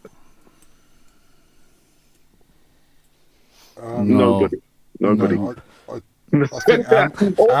I think Andy has, hasn't he? Yeah, I mean, he's playing with it tonight. Yeah. Because I would have thought it'd be pretty close.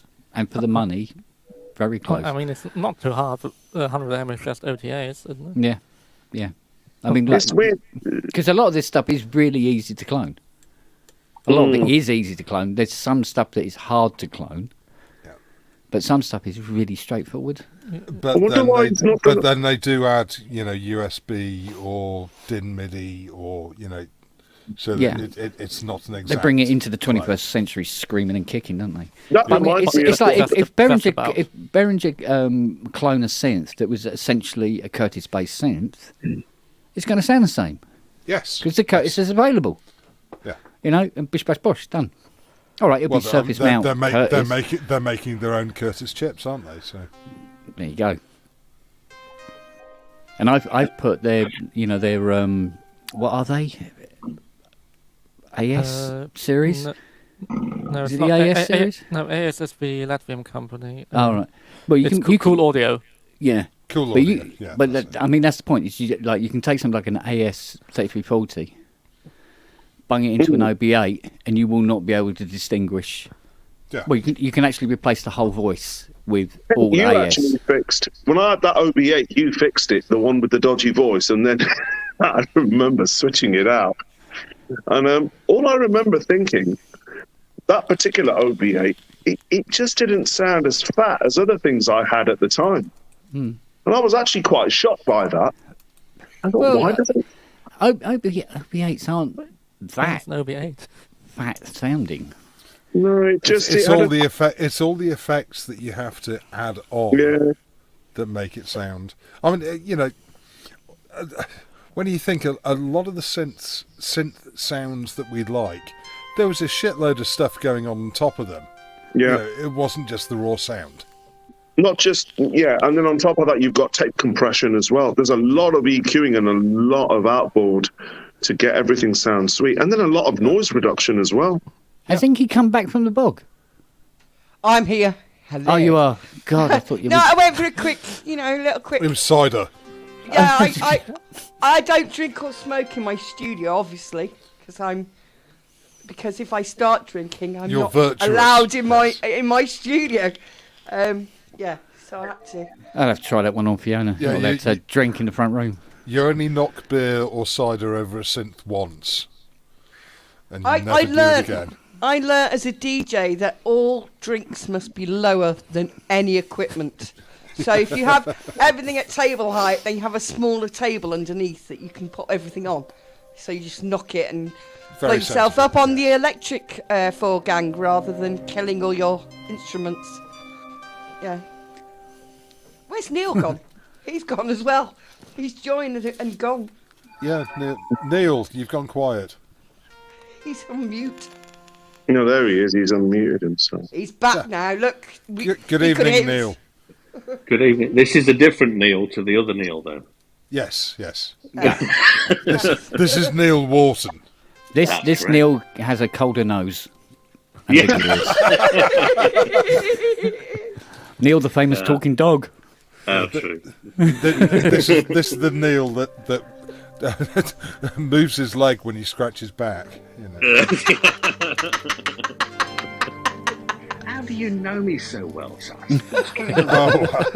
You really don't want to know the answer to that. Well, I mean, he's watching every time. He's a Absolutely. Sasquatch. Well, He's that's always true. paying attention. It is Hal, yeah. I can't get used to seeing you as Hal. I prefer the other one. I just thought, you know, with the when I speak, the effect of the little glowing ring around the Hal Does work eye, well. I just thought was more appropriate. I'm preferring the sass. It just looks a bit like a red knob to me. I'm sorry. If you're going to play with a knob, make sure it's a red one. That's all I can say. And a big one. Yeah.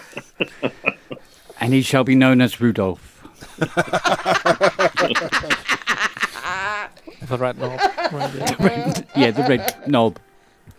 So, Inky, we were talking the other night in the chat about the NPC, Yes. about whether to go with the Live 2 or the 1.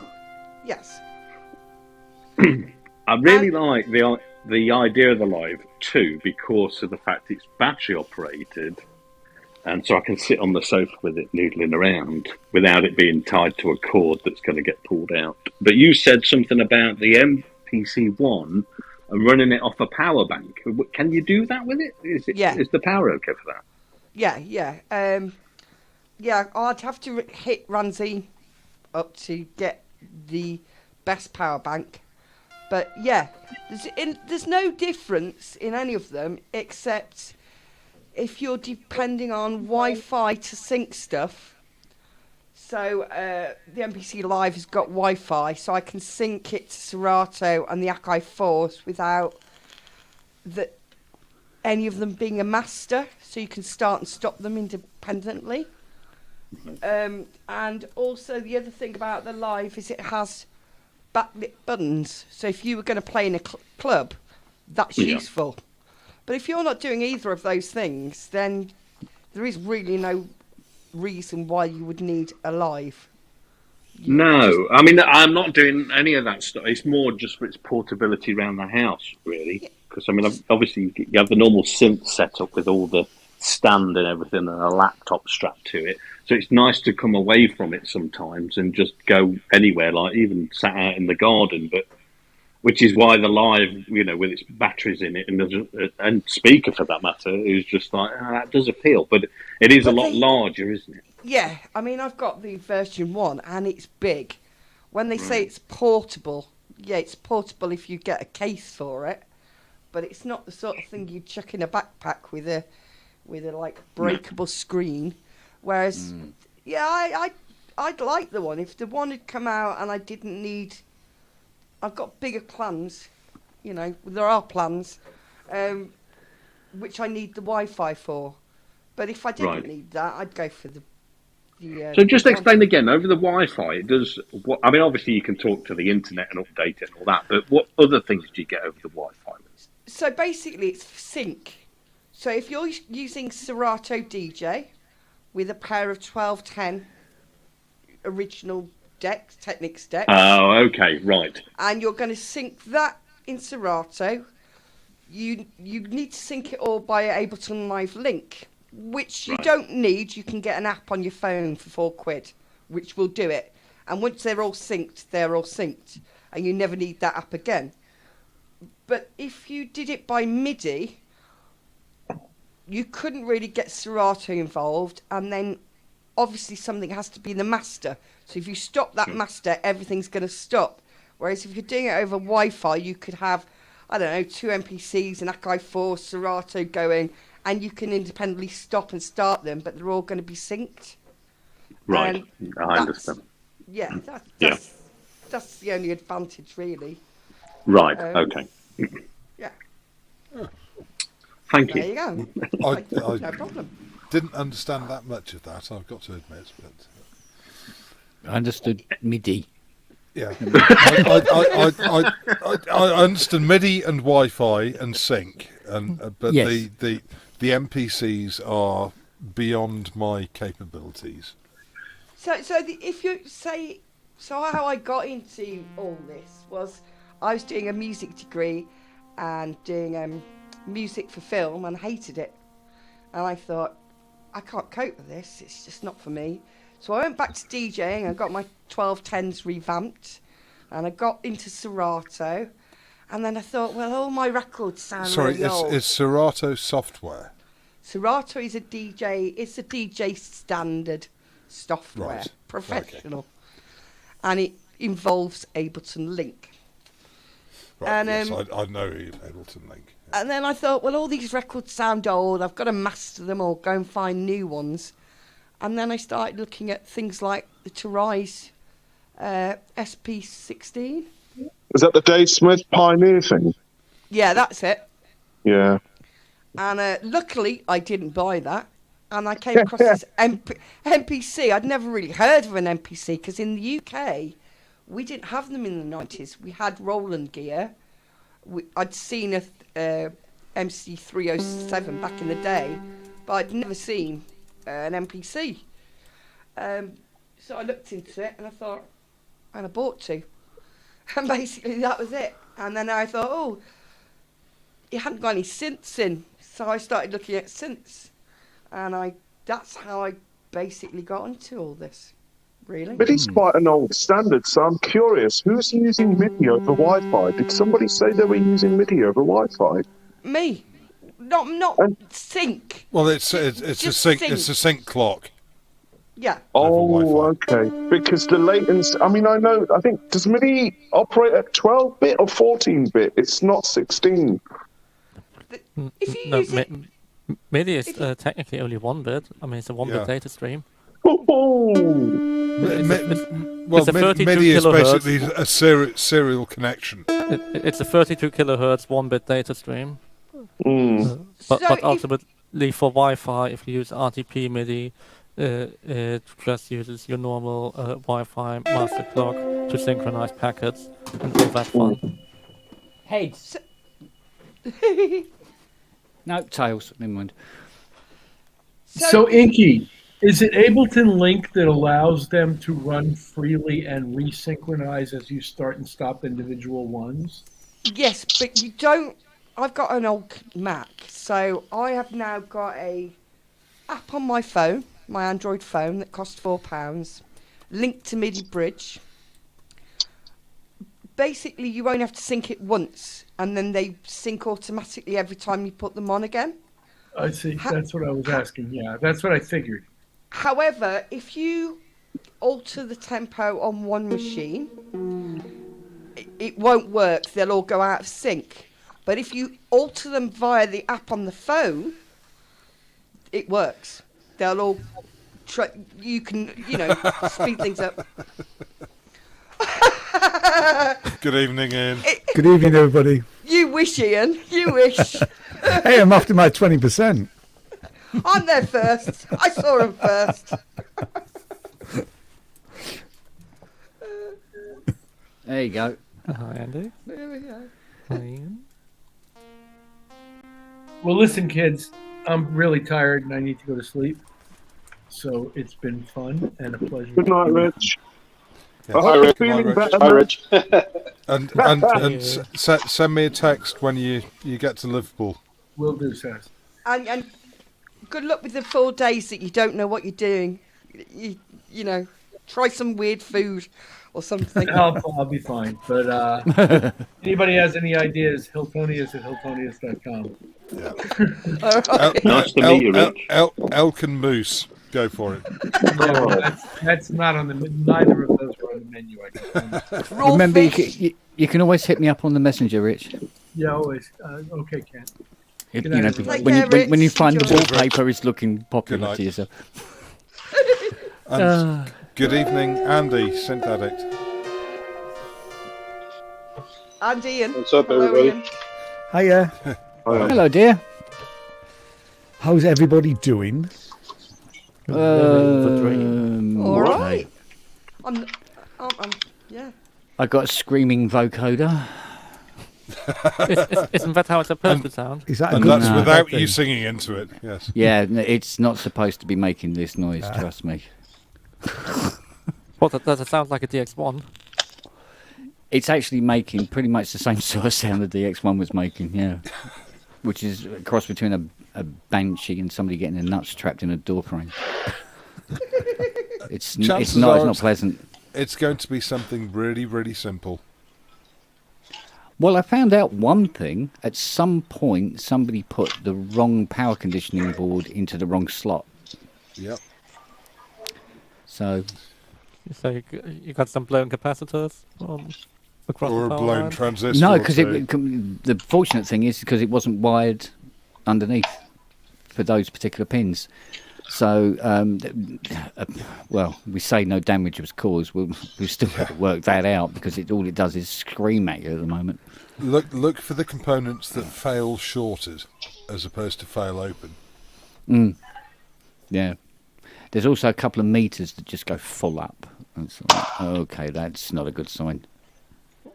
I mean, yeah, but you're assuming that just the analyzer or the detector cards outputting full level. Except the meter still does it when you pull the cards out for that channel. Yeah. I don't know what's going on there. We've still got to figure it out. And a bulb has gone in one of the meters, and it's like, oh, man. But I mean, they're just simple. Ultimately, they're just simple ammeters. Yeah, I know, but it was such an arse getting them in. And especially when they're grain of rice. Yeah, because bulbs. initially they'd been Evo stuck onto the aluminium, and of course they'd all fallen off.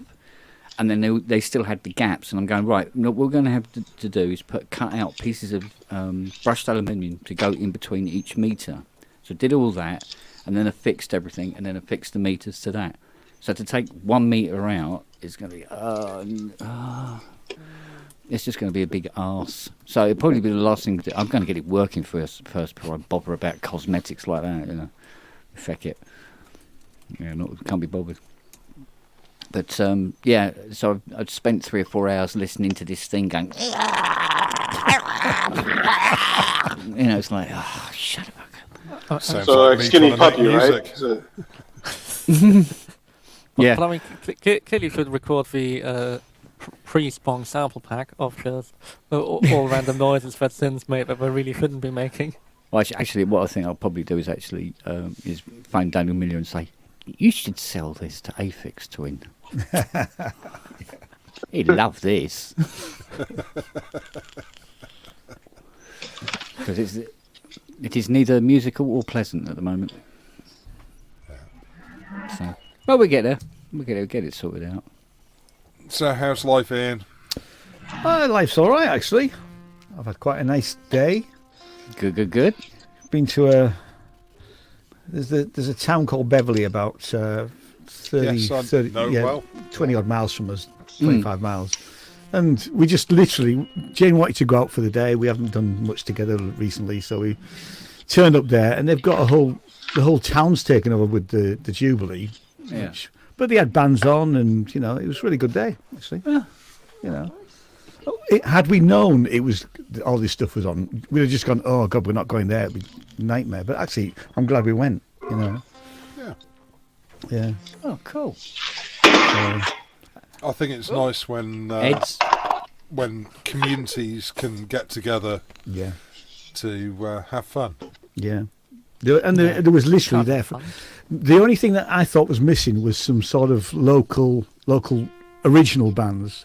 There's a lot of cover bands. There was a lot of brass. They had this a band called the Sid Lawrence Orchestra, who were absolutely amazing. Really, really tight orchestra band, playing all sorts of stuff. So there was a good selection of music, but just lacking some local talent, really. You know. But there's stuff for kids. There's face painting and all the usual sort of stuff, and you know. It was a pleasant surprise, really. Well, it's about appealing to the masses. Yeah, it is. Yeah, exactly. I mean, they had this a Beatles tribute band who actually were bloody good, doing all the early '60s stuff. You know. Yeah.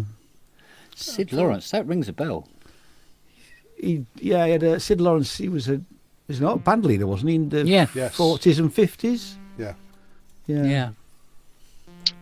So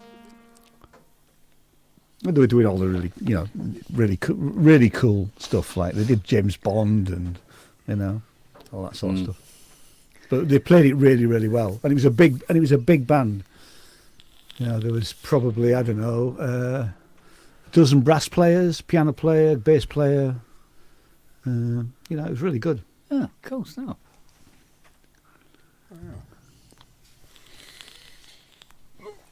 So you didn't head over to see Andy and Jim and Jamie?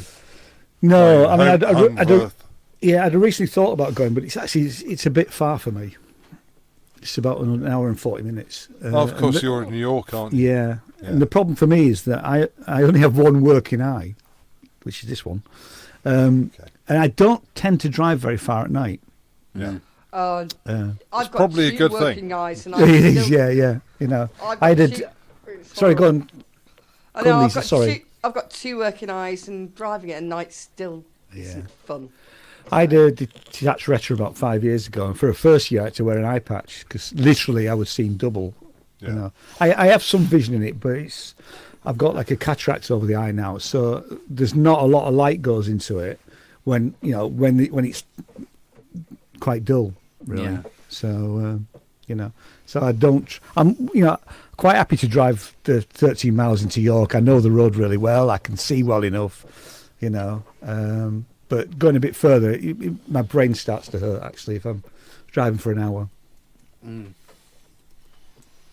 So otherwise I would have loved to gone tonight and seen them. I'd have gone and played, But hopefully we'll get some video of it. Yeah, there should be some knock around. Yeah, it should be.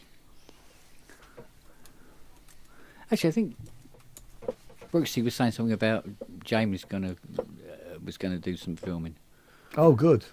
So, Yeah. Well, it used to be a day should job. be some videos out about it. Yeah. It was funny how you probably discussed this, but how Jamie got his gig. Yes. Yeah, I might turn up. Oh, you've got 20 minutes. Yeah, Oh, right. exactly. Okay. Yeah. Poor sod. He started grabbing stuff and thinking, what can I put together? And well, we can find out firsthand. Yeah, we will. Yeah. Oh, hey! Oh, good evening, Mr. Brooks. Hey! Hello. So I how hope you did sent that? it.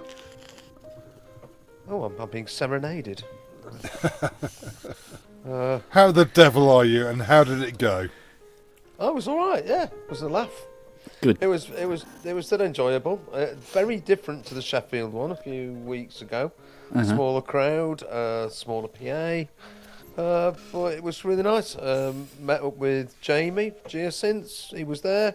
He did his thing. Really nice because he actually played keyboards a bit like Robert's doing right now. And Yeah, we're waiting for Ty to come in to tell him to shut the fuck up. Behringer.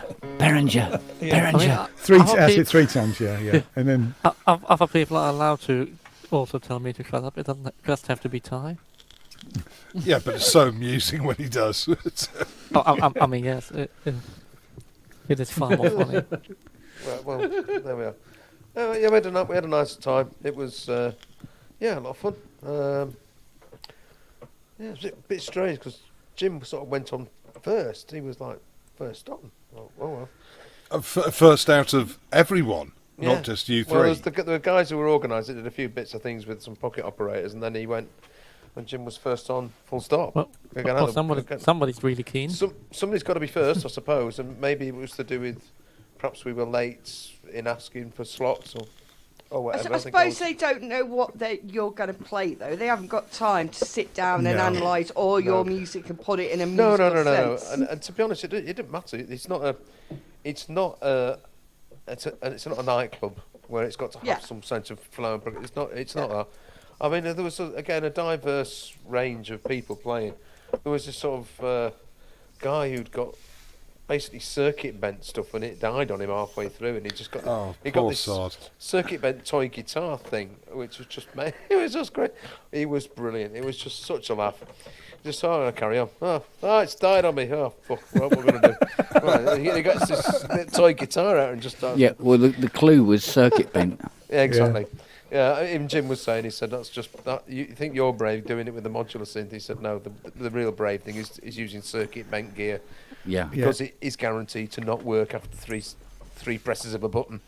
Well, it depends what your circuit bending is. If it's just like on SK1 where you just rewire the memory readout a bit so that it just reads out the memory in interesting order, that's like not damaging. But if you do actually go on in, give us a tune. Yeah, waft it around. Yeah, something like something like that. I did do one of the York EMOMs with that, and I haven't switched it on for a couple of years now, and halfway through it did go wrong, you know. But actually, then I started to embrace the fact that it was going wrong.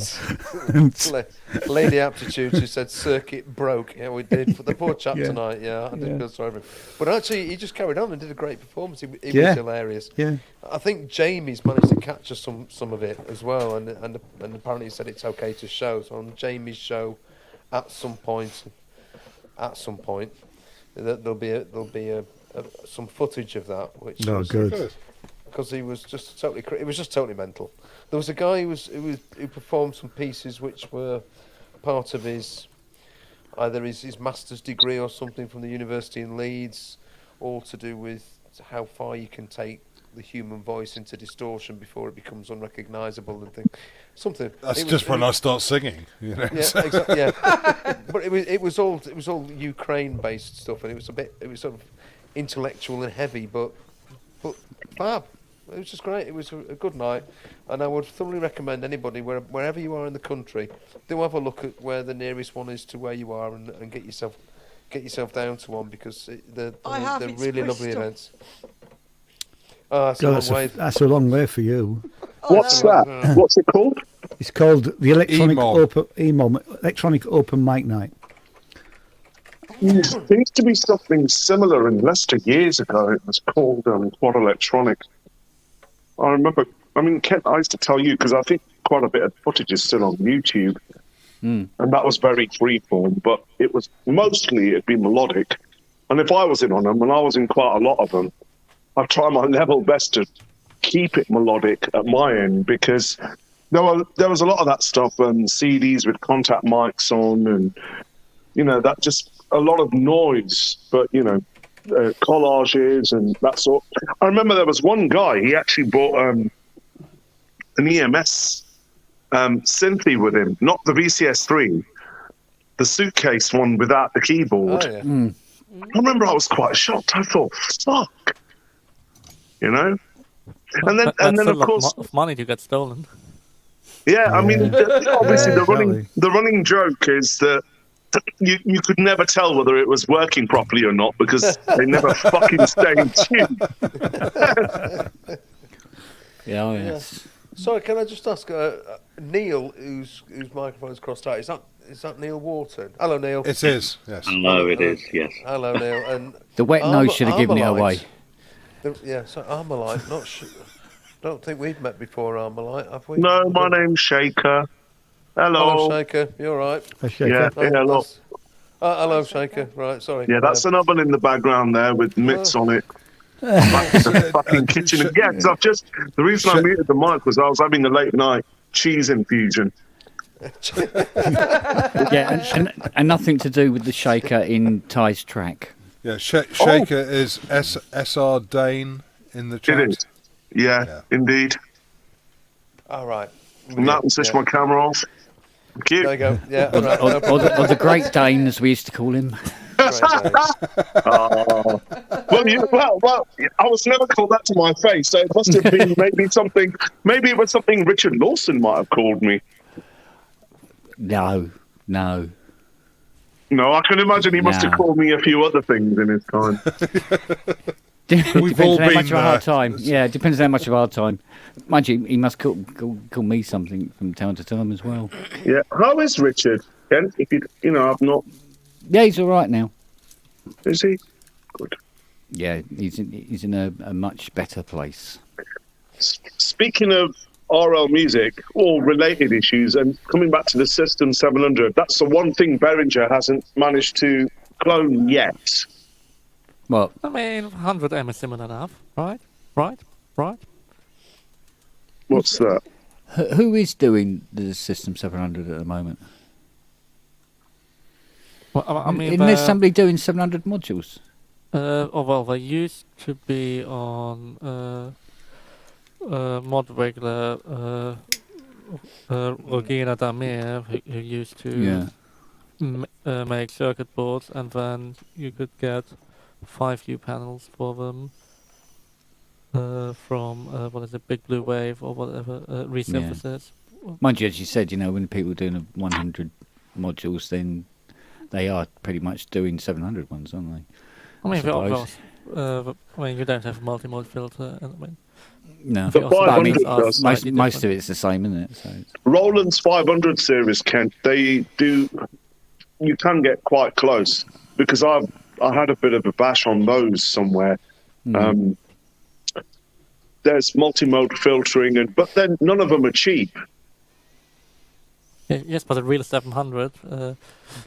Well, yeah, yeah. mind you, you don't get the full 700 experience unless you've carried one up the stairs and ended up with your testicles in your socks. So that's the only way. That's the only way. Then you've experienced the Roland 700. Yeah, I mean, I mentioned it last week. Kent was restoring 2 of them, and I had to buy a car. Otherwise, I was very seriously considering one of them, but they're both gone. But they're big in every way. I mean, Kent knows just the size and the sound, and they're the only thing I can remember that actually has attack. Full AD, everything has full lettering. There's that much space on the panel. There's no abbreviations on anything. I mean, on 5U, it's possible. The VCAs make me laugh because they're this tall, they're this deep, and you pull it out and there's one 8-leg IC on it, a cap and 2 resistors. There's your VCA, lad. Yeah. Ken, is Well, the actual... I mean, the double front plate definitely helps with all the added depth. Yeah. Ken, is the 709 VCO or 6 VCO? I can't remember. 6 in Christ. the wing, There's 3 in the main console. Yeah, 3 in the main console. Yeah, 6 in the wing. Yeah, so you have a VCO wing with 6, and then you have a VCF wing. But yeah, it's only actually by tap. Well, it's duophonic, isn't it? If you were to play it from a keyboard. I thought the built-in keyboard is only monophonic. Or Yeah. For block 2. Yeah. Right, because I can't. I think, what is it about the 700 that's so appealing? Is it just the sheer... It looks beautiful. It sounds looks beautiful. It is creamy. It feels amazing moving those faders. Yeah. I mean, And just its sheer presence, really. It is. It's the presence of it as well. And then you put a cash register in front of it, and it sounds like Moroder. Yeah, no, it's quite a machine. It really is. What people don't perhaps appreciate is that synthesizers of the early synths, like the 100, 700, etc. That's not early. They're surprisingly compact, because if you look at the test equipment that they were designed off, they're minuscule. I mean, I've got VCOs that weigh 12 kilos. Mm. Yes, but how much of that is just the shared power supply? I mean, yes, if you have like some of the HP or if Rohde and Schwarz test equipment with common power supplies, they suddenly get a lot smaller. Well, I mean, mind you, there's also this whole thing about, like with build quality. Like, for instance, on the Quadra, there's a bracket, and it's dipped in plastic, liquid plastic, right? So it's Is that the ARP Quadra, Ken? Yeah, the ARP Quadra. Oh, it doesn't matter, the ARP Quadra or the other one, but it's mounted on the CPU board, and you have to, when you put these things back, you have to put it on this particular bolt that holds the CPU board on, and at sort of like the 7 o'clock position, right, and bolt it and wind and screw it up, right, because if you forget to put that bracket on, when you close the synth up, it shorts the CPU board on the keyboard. Wow. Isn't that also on the Chroma that they did that? No, not on the Chroma. No, what the Chroma had was where the power supply they fitted into it, it's 5 volts, wasn't strong enough to run the computer because the computer was too far away from it. So what would happen, it was barely working operation, which was about 4.8 or something like that. And as it got older, it would sink. So once the voltage got down to about 4.5, between 4.5 and 4.3, the computer would fail. Jesus Christ. So these things used to start falling over after about 12. What was the months. synth that led to ARP's demise? It wasn't the Quadra. It was that 16-voice piano. Was it? I thought it was the big guitar synth they were trying to make. The Centaur 6. I mean, probably many of the choices weren't the best. Yeah, but the 16-voice piano, they invested a lot, and it left them with very, very little money, and anything else they were working on suffered because of that. I know and there was every single one of those 16-voice pianos came back. Every they single were that one. badly made. Really? Yeah, every single one had to return to base. And then they went out again, and then fail. Again. Bad. That's the end of a company, isn't it? Yeah. Every single unit they manufactured and sold fell over. I remember one of the few times I actually bought a brand new synth was when I brought the original V synth. When I knew the dealers, so they gave me a bit of a discount. And then I got home, plugged it in. When I actually started twiddling knobs and things, the stepping was absolutely diabolical. And I'd remember standing there thinking, my God, how could Roland put this out? Well, it was the GT that saved them, because if they didn't do that, because that was probably the second worst product to ever come out. Yeah, see, what happened, Kent, was 4 months. I actually remember sending an email, and I must have been one of the people, one of thousands. And then within 4 months, they came out. They skipped all the OS 1.1s, and they went straight to 1.5. And that fixed. Hampton Bridge. And that fixed. Oh, hi there. And that fixed everything. All the stepping had gone. They'd just done new sound banks. But interestingly, I can remember that the manual said it was supposed to be 8-part multitimbral. It never was. It was monotimbral. They never changed that. And in the end, I mean, I used it on a number of things. And then I remember I sold it to Tony Allgood, who used to make modulars. I don't know if he still does. Oakley, wasn't it? Oakley Sound, yeah. Yeah, I sold it to him. I remember he asked me, he goes, why do you want to sell it? I said, because I just can't go any further with it. I even used it in an art installation. I recorded a load of stuff.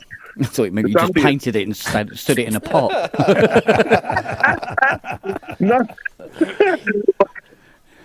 There was an art installation thing. And I did this track, and we were supposed to do it in surround, so it gets even funnier. So we did it all in surround in Logic, and then we found out they didn't actually have a good surround system to run it on.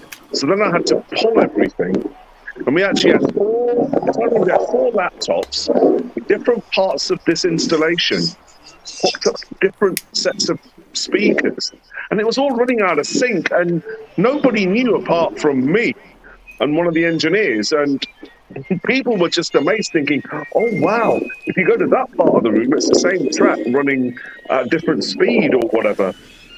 You know what I mean? Right, Sorry, we're now at Nan. Andy's taking us to a pawn shop. Yeah. Yes, very dangerous. I'm gonna go register. I'm gonna drop the mic here. And good evening, Mr. Longhurst. Good evening. How are you? Very good. And you? Hebdened up. I'm late. I haven't been drinking, so we're good. Well, I get the have. bloody alcohol. Get the bloody You're the only alcohol one that out then. hasn't. Yeah. I just love you, all you're my best friends. I've only had half a litre in my dinner. So Ty's still alive then? Probably. Well, Yeah, he hasn't probably. turned up yet. I mean, we've said Behringer a few times, and he still hasn't appeared. I've played some bad music. He still hasn't appeared, so he might be dead. Oh dear, oh dear. Yeah, well, Philippa's there this week, so he could be dead from exhaustion. I must say that the Pro Synth Network show worked, even though it was pre-recorded. It still had the same vibe. Yeah. Good. And it was great to see Ben again. It was. Yeah. Mind you, it was funny because when we were doing it, it was funny because it was like we were pretending without really intending, but was pretending like it was going out live. Yeah, and it worked. Mm. Well, it was going out live for us, Kent. Well, that's what I mean, and it was an easy gig. Come on, but do you know what I mean? But because it sort of like presented it like it was going out live. That's the normal audience for most of these channels, 4 people. Mm. Yeah, but you know it's like. Yeah. You leave the door open. Why did you pre-record it? Because Robbie's gone got off a to wedding. a wedding. Yeah. Oh, He's going to a Greek wedding, no less. Yeah, his sister's wedding. Yeah. Ah. Yeah. So there've been lots of broken crockery and Yeah, punch-ups in the car park and all that sort of stuff. And that's before he gets there. Yeah, and that's just him. That's just him. Mm. That's Rob. Yeah. Did I see young Richard Hilton on earlier? You did indeed. He's in Stockholm. Yeah, which apparently is the smallest city in the world, judging by the size of the hotel room. Certainly the tightest hotel room, yeah. God, straight. They gave him a bleeding cupboard. Literally. It was so small. Literally Even smaller than the rooms in New York. Yes, my bottom cheeks would rub on either side of the room. You know, it's...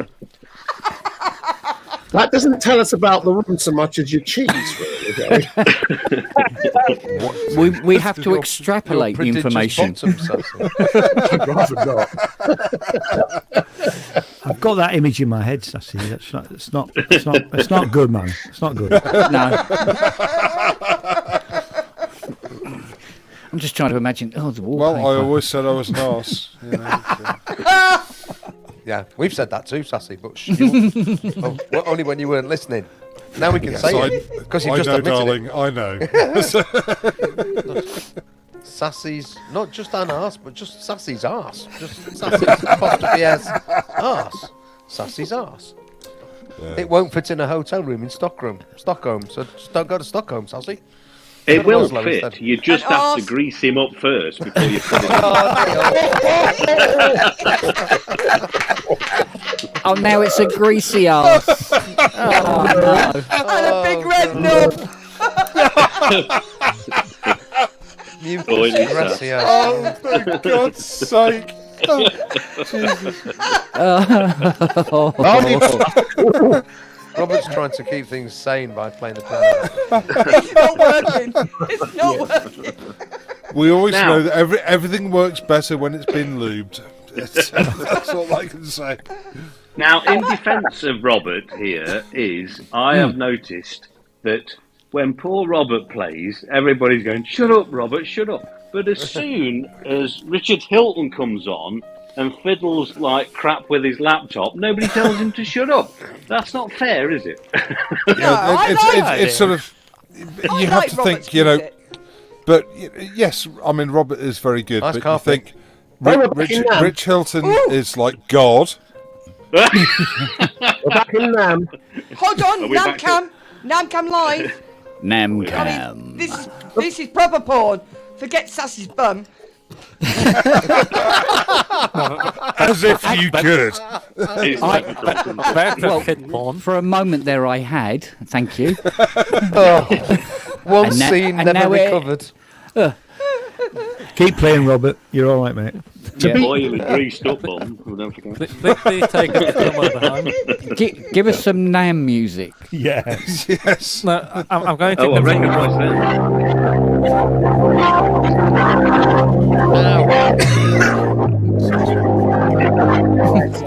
Yeah. So it doesn't look much like Vietnam to me. I mean, I don't know. You had to be there, man. You had to be there. I'm seeing no bamboo. No, I mean, really, what? No, to get the a bit of music to be the essence of NAM, you just got to get 70 people playing Jump. Yeah. And who's going to play Stairway to Heaven? No, you need to head over to the guitar section for that. Yeah. 30 of them all out of time. How many people will be so crass as to play Jump on the OBX8? Everyone. There'll be people who can't resist. They'll get the impulse. It's worth it just for the troll. Yeah. The worst is the guitar floor with all the noise, all the distortion boxes at once. The carpet. It's the most heinous noise ever made. It's piano. Have you seen anything interesting yet, Andy? He's definitely had an interesting screens. booth there. I mean, apart from the carpet. Listen, that's just the carpet. And that's right here. Fascinating. Show us You guys worked on Hartman Neuron. Stop teasing, Andy. Yeah, Synaptic, as Andy just pointed out. Yeah, the guy behind that, Stefan Bernzi, who. His favorite I love. Woo. Why do I have a booth? These guys are cool. Kratos makes cool sound software. Can you find the synthesizer with the motorised knobs? Evasion. I like the fact that Sonic State released a video, and jeepers, it does change quickly. When you change presets, it's good, isn't it? I mean, it's going to be out my project. I'm like my wife. But I've got to say, and I might be alone in this, but why have motorized variable resistors when you can just use memories? Because that's what I can't believe no one can see the genius of this idea. You have eyes for a reason. You have eyes, so you. It's added we wankery. Can see for a reason, right? I can't believe it's never been thought of before. I think it's genius. No, It's because it has been done before. 20 years ago, Vermona tried to do the Mephisto. Well, it actually started, or that synth actually started in 1989, but then the GDR no longer was a thing, so that project was shelved. But then Vermona did eventually try to do it about 20 years ago, but then that never happened because it was too expensive, a monosynth for the time. But that had the feature of auto knobs, and they did actually also think about all the annoying features that come out of it. And you wait until it starts jittering. Yeah, but I don't think and it then will fails, and then fails. We had a long chat about this in one or the other of our chats, didn't we? Yeah. And I think the consensus is visually the idea of knobs moving to where you want them to be, because a lot of us still see synth patches visually, like the move or the profit layout, where you see a patch, you can see where the knobs are, the sound that's coming out. And that's kind of interesting. Yeah. But as soon as one goes wrong, Yeah, but we are living in a different time. I mean, anything can go wrong. Anything. I understand it's got more working parts. There's a higher percentage, but we're also a step forward in the technology than we were 5 years ago. Yeah, so but sometimes just using an overlay and a wipeable marker is just as efficient. No sass! That's boring, dull. No sass! But doesn't it mean we can have a knob that goes to 11? Depends, is that a mic or a knob? So the idea of continuous rotary knobs with an LED display. So if it's a continuous rotary knob, it can recall where you were. You can see it straight away, like the System 8. And that means you can pick up and carry on from wherever you were. So it's already been done without glitches. Or like a Behringer BCR 2000. Or like a Nord, like that. like But a the Nord idea- V2 or Nord The i- V3. The idea that you can actually physically see where that is, Like I a think to Behringer me- BCF 2000 Brilliant. then, with motorised faders. Yeah. Yeah, But I've got a faders are- Behringer controller with motorised faders, and it's Yeah. great. I like it the works. motorised knob idea. They were a bit noisy, They have weren't they? updated the motors on it. I mean, the motors on it are specially designed to do this job, and they're using the technology from the drones, according to the spiel that was on earlier. So I'm all for it. I think it's a great one. I want to retrofit it to some of my gear. And how much? Neil, Yeah, I'm has the with price you. been released yet? No, it's going to be expensive, but Yeah, of course it is. this is a first, and maybe other people might copy it. No, it's You know. not. It's not. It really isn't first. It's not first. No, All it is recently on a synth. it's It's just an adaptation of a design. Okay, but recently on a synth, it's Yeah. relatively. I mean, new. I it's can't never believe we been spent. Sorry. it's never been released on a synth. Let's put it that way. It's been Ken's attempted. looking for his pension from this. Yeah. I can't believe we're spending so much time talking about a knob. Yeah. Don't talk about sass that way. Oh, I don't know. We were talking about Boris Johnson in the last show. Oh, there we go. I'll take your Boris Johnson and I'll give you a Keir Starmer. It was nice that you got booed today, wasn't it? Really. No. Oh, sorry, Sass. I know you're of that persuasion. Actually, no. I just think that booing anyone is just disrespectful What, in the including wrong way. including Meghan Markle? Even then, as much as I don't like her, I wouldn't boo her. It's You wouldn't just cheer her, though, you just would don't you? do Either, that. would you? You wouldn't cheer Oberheim, her. You'd just be Oberheim. silence. Oberheim stand. Oh, okay. time for rep. Time for some more Nam.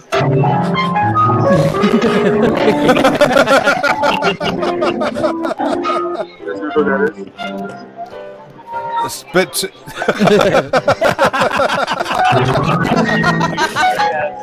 Richard DeMont. You have a. Robert. Yes, so where does the MIDI go in, man? What do you mean, M1D1? Me, I think you'll find. That went past everyone there. That was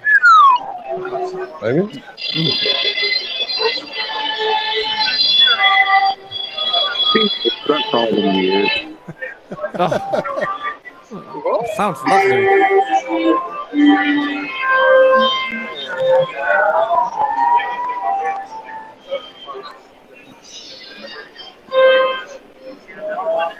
It's almost like a fucking fever dream. Wouldn't it be nice though to be able to go to like one of these music shows and everybody's got headphones? Yes. Ken, Like honestly, a silent disco. Yeah. it's been like this for decades. Because I mean, I've been to so many, and I just come away just hating it. Yeah. I met someone in Barcelona, and he had this idea of having a, believe it or not, this silent disco style concept reminds me of this guy who was in Brighton, and he basically wanted to do this thing where he had a load of headphones hanging off the ceiling on bits of wire, and he was asking me about the validity of it and all of this, and I said, how many people do you expect to have in this venue? He goes, about 100. And I said, well, excuse me, but what are they going to fucking do once they've got their headphones on? Dance. I go, but, you know, the level of... This is pre-COVID. I said, what about the actual social interaction part? What are, you know, what are they going to do? Stare at each other? Have you ever been to a loud club? I mean, the social can't talk interaction part, yeah. Are you okay? Yeah. You know, you can't go all the way here, there, and Fucking everywhere. hell. Wagyu has suggested that Andy goes to teenage engineering section. Oh, As a Lord, drop test. I will. Remember, I'm a fan, so. Just hold your finger up and see how much of the mixer you can cover. Back in 2000, I was working for EMU, and we were. The thing is, Well, I was market operator, so I'm used to the small controls. So. the trouble with the teenage engineering standing is it's so fucking small nobody can find it. And it's all white. They go, oh look, there it is under there.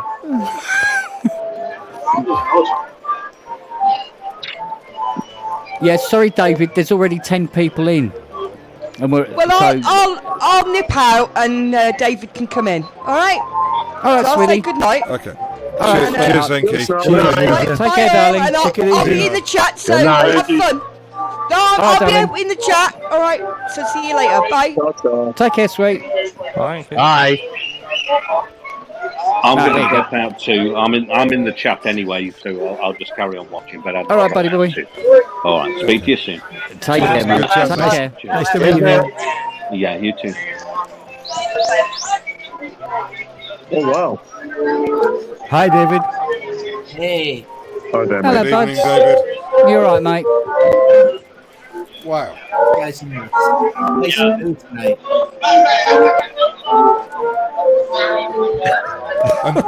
This is just like being there. It's really like being there. It is. Anthony is showing why I don't go. Yeah. Oh look, there's a walking double bass there. Yeah. I got an invite and I thought it's the last thing on the earth I want to do. Yeah. Is that motor thing? Yeah, that is the motor send. Surely courtesy would dictate that you take your own headphones with you. Yeah. What? I can't hear you. That'll be. Oh, man, Courtesy, are you kidding? I know that. Jeez. That's awful. This is But it isn't just a NAMM show. It's every trade shows like yeah. this. Yes. It really is. I couldn't help notice how few masks there were. Yeah. No, It's all over, isn't it? That's probably the first guy I've seen wearing a mask who just walked by. Yeah. Okay, don't forget how trade shows were in Britain like last year. I remember going to one. was just The like last no one I mask. went to, it was Korg were coming out with the replacements to the electrodes. So that must be going back about 7-8 years. Yeah. Oh, thank goodness for that. God.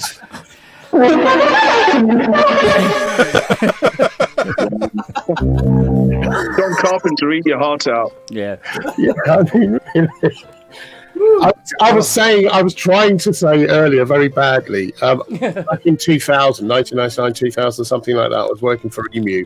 We did NAMM in Germany. We did Music Messe. Yeah. And we had Adam Wakeman and his dad, Rick, turn up to demo the samplers, which they knew nothing about.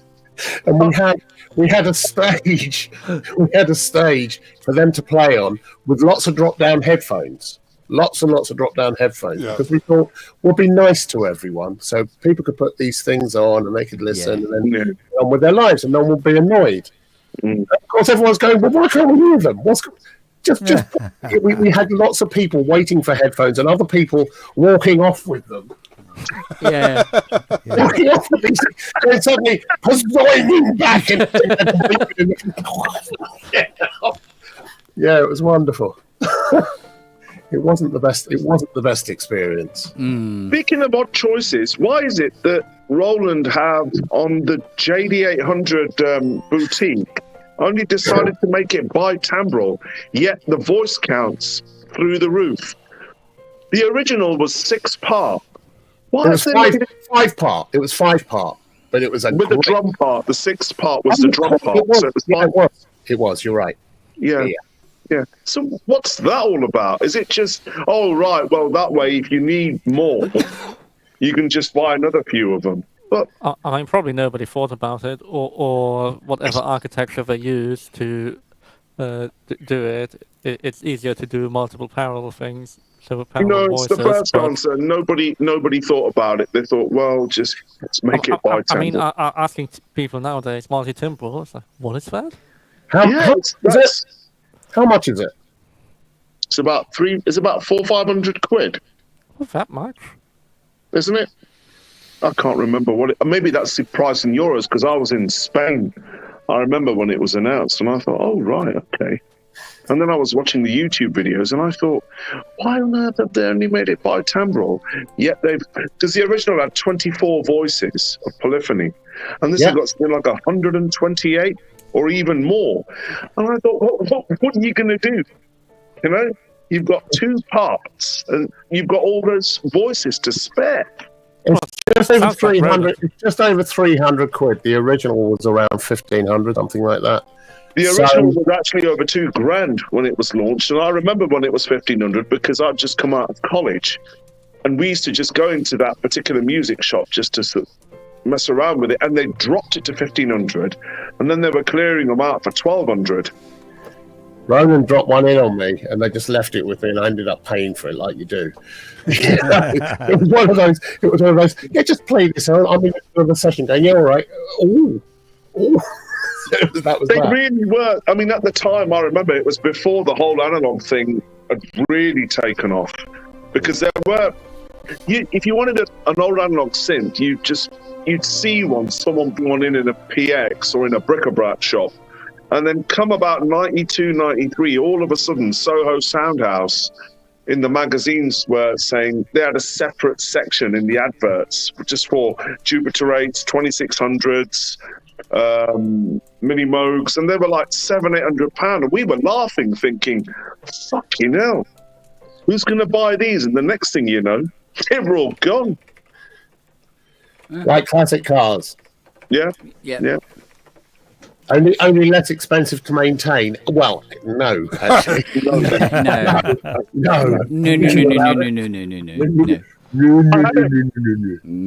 I had one of those 2600s, not from them. I actually bought it from someone who advertised it in Future Music in about the mid-90s. And I remember one of the voices never worked properly, ever. And then I sold it for a couple of £100 profit. And I was honest. I said, look, mate, it just... And he goes, oh, don't worry about it. I'll get it sorted or whatever. God knows. I think, if I remember correctly, I think he went to Kenton. And they must have done, apart from the MIDI retrofit, they must have done something else with it as well. They must have charged him the earth. Yeah, I had a 2600 with the what was the sequencer? 601? 601, yeah. It was a great... Something like that, 1.6 or something, wasn't it? It was a great system. There were two flavors of the sequencer, or was it just the library they changed and it was basically just the same box? I think it's just the looks that they changed. Yeah. They changed it. Yeah, it was originally in the gold era. Yeah. It was really. I never understood why on the 2600 there was actually no way to just do a quick oscillator sync patch, whereas on the Odyssey, the oscillator sync thing was there. I thought, why the fuck did they miss that out on that? Well, because the Odyssey was designed later. I mean, there's no way of doing sync on a 2500. Wasn't there even a way to do sync on the 2500? No. And I still want one so much, I can't tell you. Really? Oh yeah, I'd have a 25. I'd probably sell the house to get the 20 to get a 25. You probably have to. Yeah. If it's got a 1047 in it, yeah. Just buy the Behringer. No, but exactly, and there's the thing. The Behringer gets me pretty much. There's something about the layout of it, though. Those stupid switch matrices, they make you work a certain way. I mean, you can definitely get the sound of a 2500 another way. Ken, was the crosstalk a really bad issue on the 2500s? No. Not originally. No. However, those switches degrade very badly. Yeah, mind you. So they get to a point that if you use adjacent rows, you have a lot of crosstalk. However, if you want a low LFO modulation for something, then using an adjacent row is a good tactic nowadays. Another thing you could do with as far as the audio is concerned, is not to drive too hard and then do it all at a VCA. Interesting, yeah. But I'm just used to skipping every second row. so you never use adjacent rows. So Yeah, instead of keep the signals apart as well. Yeah, instead of the 20, you now only have 10 positions. yeah, exactly. Yeah, Wasn't that the same with the EMS though? No, yeah. the The EMS EMS was terrible. No, the EMS you don't have any choice, but also of the EMS it's not buffered, neither the inputs nor the outputs. So as soon as you put a different new pin in the same column, or row for that matter, it just loads it completely differently. Yeah. What about the EMU modulars? Did you have somebody's? Was it the guy from the Chemical Brothers? You had his system. Yeah. The only other person I know of. Hang on, sorry. Will Joseph is asking if it's okay to use a few sentences from you as samples in his track. No, yeah, go for it. Never. How dare anybody? I mean, minute 19. Andy would never do that, would he? 19. Yeah. No. I will just play some copyrighted music below it, so it's not possible. Everyone just say yes. Yes. Right. Go for it. Yes. If you're creating something, Right, sorry, back you up, I mate. interrupted you. Yeah. Yeah, if you No, make cool. some money in quid, we all know what to do. Yeah. Hebden Bridge. That's got to be Where Ed Sheeran was born. Oh. Hebden Bridge. Should have been bombed years ago, obviously. Sassy, you really, really, really, really need Hit the spot. calm Yes, down. I know. Yeah. Just a shovel for Morton Coil. How are you, young fella? This Mortal Coil. Great act. This Mortal Coil. Oh. Yeah. No, shuffle off this Mortal Coil. Yeah, I know, but this Mortal Coil, 4AD. Brilliant. Just like a compilation of all the best bits of 4AD, wasn't it? Sorry, hello, Andrew. You're pointing at me. How am I? Andrew. But yes, I was.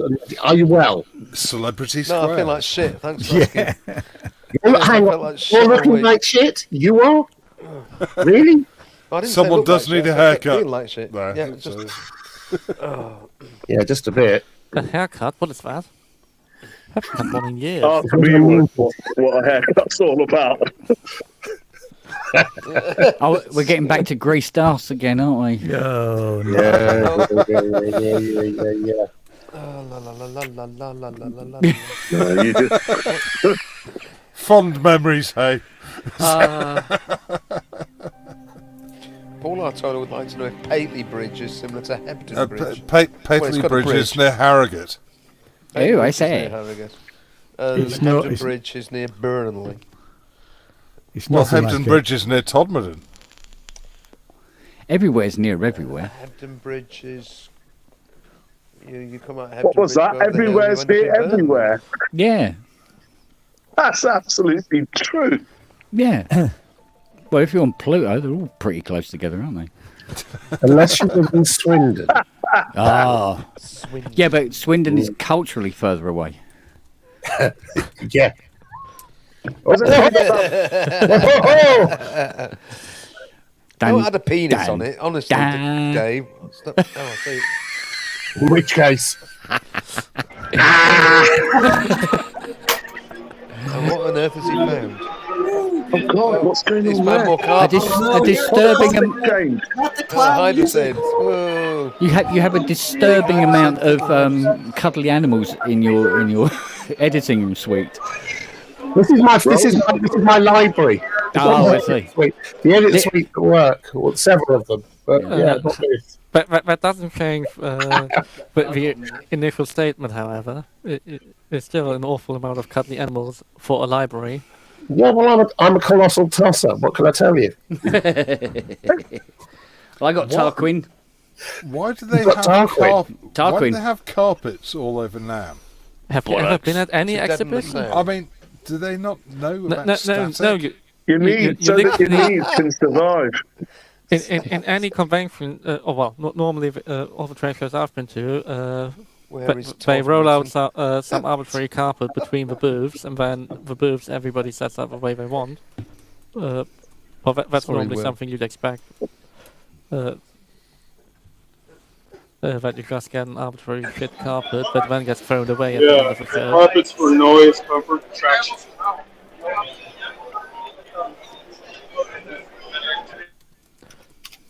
Oh, it doesn't do a good job at the noise. It has turned into a carpet review, hasn't it? Really? Yeah. I prefer the previous. It's not Axminster, is it? It's not an Axminster carpet. It's more of a Wilton. Yeah, It's also bathroom quality, really. It would be nice if it was lino, actually. Some nice lino. I'm so glad I've given up my Friday evening. What have you got? Kent Spong, you're a very dangerous man. We must oppress the proletariat. No, we don't. We don't do things like that. We must kill them all. Yeah. Look into my eyes. Kill them all. Kill them all. All of them. Bright eyes burning like fire. Ooh. Bright eyes suddenly burn so pale. Mummy, why did you bring me to see this film? I'm scared. Yeah, exactly. I did. It freaked me out. Actually. Yeah, it was like, Bloody wanted whoa, to sit down. dude. This isn't Tom and Jerry. Richard, you know you're muted. Is it Richard? Clearing helper? No, it's Sandy. Sandy, David. sorry. Sorry. David. No, it's me. There you No, go. I saw you waving and shouting. I wasn't sure if you were saying something. It was non-carpet related. I can do it again. Come on, Andy, find us a nice Axminster. Yep. What colour is that? What is that supposed to be? It was originally supposed to be something. It's just every shade of shit under the sun. That's a nice sound, Ken. Aye. That one's... it's an ME80, that one. Guitar 1 and 2 on ME80.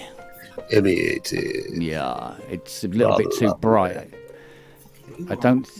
Guitar isn't actually that bright on them. Let's see if I can bring it down. There's a bloke touching his knob. Ooh, never seen one of them before. What, a bloke touching his knob? Hey.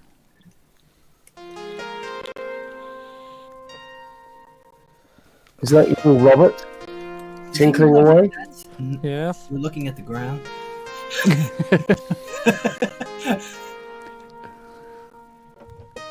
Andy. What are our impressions of Nam so far? The Loud. carpet. Lot of carpet. Bloody noisy. Crap carpet. Pattern carpet, the plain grey, blue, washed out, dirty carpet. Ooh, it's got blood on it. I don't think Andy thinks he's transmitting right now. I think he's bum dialed that. No, but I mean, normally you go for a shade of carpet when you don't see too many vomit or other stains on it. Blood, vomit, drinks, whatever. It's a convention centre, not a nightclub. In Doncaster. I think what we're missing is Nam in Wales with that particular Valus accent. Oh, it's a bloody size there, isn't that?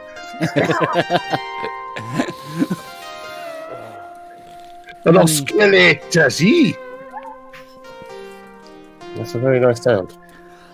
So has there been any really big breaking news from Nam? I'm trying to see, because we kind of heard everything released ahead of time, haven't we? Shagpile's coming back.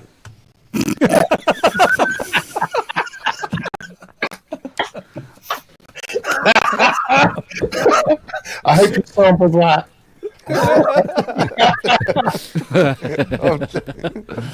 Oh, yeah.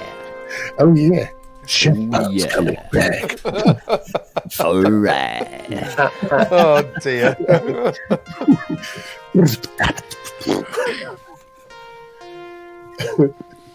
Come on, Robert, bloody smile. Tickle, tickle, tickle, tickle, tickle, tickle, tickle. That's it, Ray. Hey, Well done, there we David. go. Hey. He's ticklish. Ticklish. Yes, mildly. Mildly, yeah. But what you were tickling, Ah, Well, do you know what? I hope those headphones sell like bloody hotcakes because they're getting some serious exposure on here. Yes, what type are they? That's awesome. Those cheap Sennheisers. His shoes. Oh, man. like what I've got on. Oh, Yeah. piece of shit. He's got the hiker shoes. Hey, look, he's got, man. Look, right there. See him? Because when you think about it, when you're there and you want to try out a piece of equipment, and you're going to be playing that, and there's all that fucking racket going on around you. No, you don't go there to try it out. You go, Well, it's you go there to talk to the people you already know. So you go there to all the people you've met for the past few years on other trade shows and just talk to them. I mean, that's the whole point of a trade show. Not to try out the gear. The funniest thing that Andy could do at this moment is go to a synth stand and say, on camera, right, there are 10,000 people watching you live here on YouTube. Sell us your synth. I tell you, it would be really cool if his trainers changed colour with the patches on Okay, the breaking news. Say hi, Ken. Hi, Ken. Hey. We like your trainers. That was nicely set up, actually, because we had no idea it was going to be Ken. That's funny. There you go. And that's why he's so busy, because he's talking to somebody he already knows. See? Yeah. So Ken Has should Jim try made and it sell back us in? all a Hydrosynth. Oh, no problem. Buy it, or I'll fuck you up. I sadly don't have a space for it. Well, Ken, that's a little hot. Is it? Yeah. It might be because it's been on all day. No, it's blowing my ears out. Blowing my ears out. What are you like? Oh.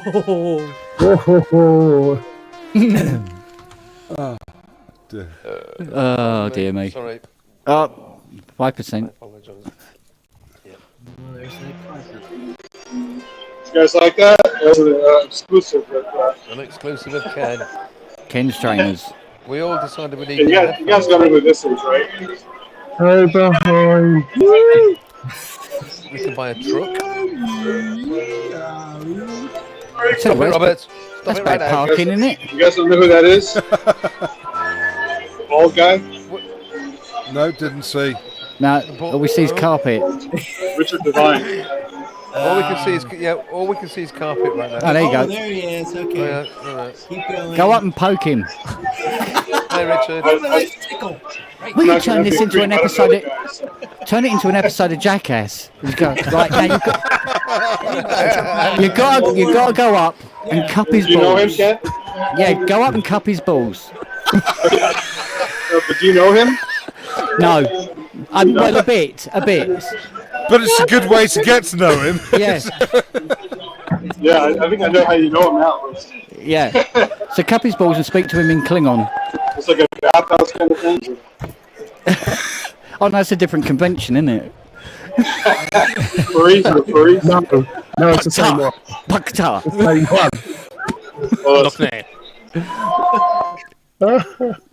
Monstroid Chew. Look, So that was the Welsh convention, wasn't it, again? Yeah. But the carpet's just changed colour, look. Is Andy filming the carpet because he doesn't want to film, like normal people? Trail of blood. I think he just doesn't like walking around We'll solve this like murder this yet. with a camera. Yeah. I think if Andy could go and find other YouTubers filming and just go, That would be good. That would be good. That would be brilliant. Film each other. Yeah. YouTubers filming YouTubers, that would work. Yeah. Influencers. We need influencers. Yeah. Yes, absolutely. Yeah. Film I people need filming. influencers. And we'll have I an don't need infinite to. loop. We'll break the time continuum. Right, Find Dr. Synth and ask him to stop taking so many uppers. I think he's in the chat, isn't he? So he won't need to. Oh, he's gone now. Ken, will you let Jim in? Oh, right, hang a sec. Hit the death. Jimbo. Robert's trying not to get a copyright strike here. So. Yeah. It's all right. Nobody's watching this. Not even us. No. Look, Yeah. were we supposed to be watching this? Hey, Jim. How'd it go, buds? Things went wrong with my. First, we need your Klingon sign. I don't even know what it is. Can you do sign language? Yeah. Greetings. Dr. Mix, not Dr. Synth. What am I saying? Hello. Oh, come on, David. You should be able to just do that. There you go. There you go. Right, that's it. None of this working it out off camera first and then bringing it up. Just go. Oh. Right. No, I can't do that.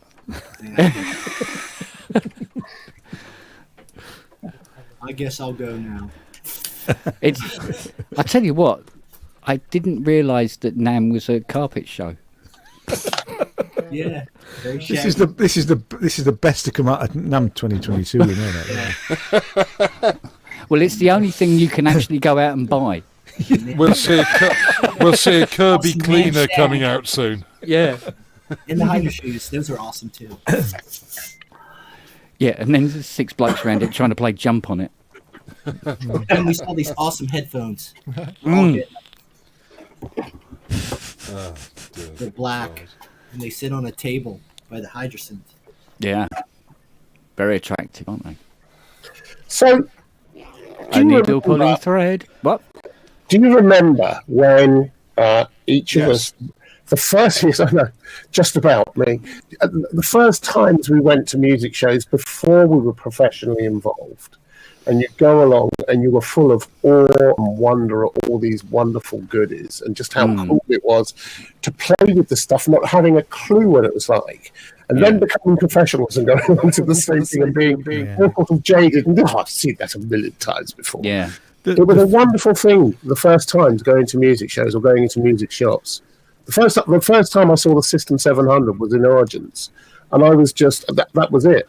That was it. That's what I was going to do for a living, play with this shit. You know? I was in Origins when they had that 700 in. Were you? Yeah. Was it you that nicked my sandwich? I don't know. Did you leave it on top of that Polymoog that was going for £3 at the back? Yeah, with the curled up head. Yeah. All right, I owe you a sandwich. All right. All right. I knew it. I knew. Cheese and pickle. Anyway, it was like, man, where's your imagination? You know. Cheese, pickle, and weasel spot. No. Oh. Anyway, I'm not going. The first music show.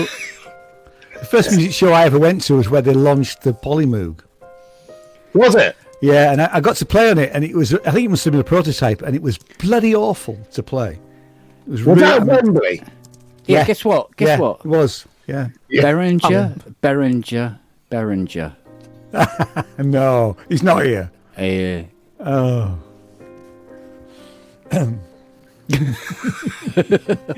That killed it, didn't it? Yeah, it did. Yeah. Wait for the tumbleweed.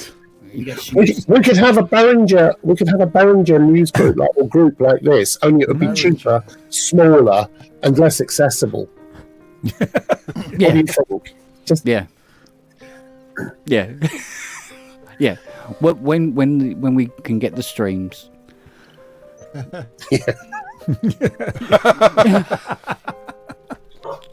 Are you literally buying stairways to heaven? How are you, Jim? Frozen. Oh God, he's frozen. Turn your central heating on. Unfreeze. There he goes. No.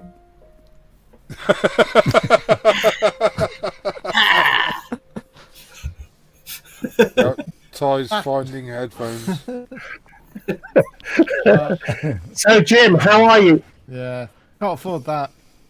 There we go. You feel better? You were frozen. Okay. Oh, so I need to find a jump sound for Ty. Yeah. Quick. Hurry up. It'll be here in a minute.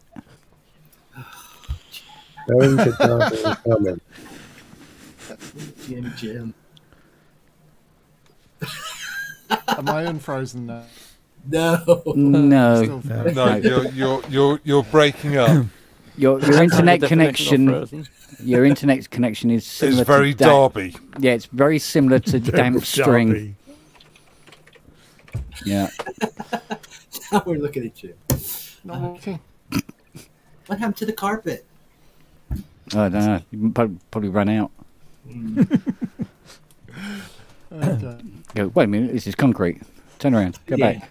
Nobody wants to see concrete. Yeah, I mean, you can see that every day. Right. It's in all the shops. Do. Just on the side of the couch. Carpet ASMR. Yeah. Love it. Yeah. You guys are trying to see carpet? Go for it. We want to see super carpet. Super carpet. I gotta find some new areas. We love it. Different colour, please. See if you can find some Behringer carpet. There's some knickknacks on the floor. Something interesting. Yeah, there you go. Look, There's the separation. it's smaller and thinner.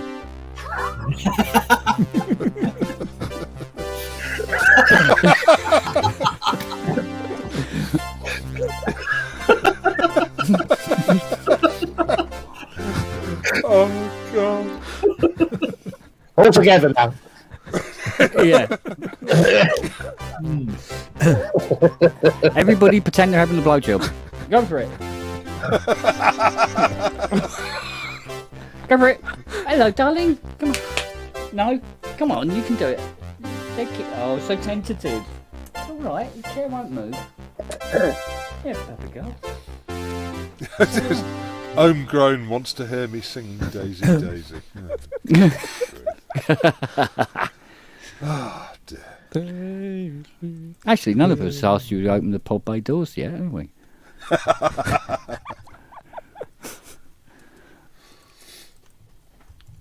I tell you what, where are these headphones? Back in Brighton. No, he heard me playing drums, so he just ran away. He's just running naked to the studio to get some headphones. That's what I like about Ty. He doesn't stand on ceremony.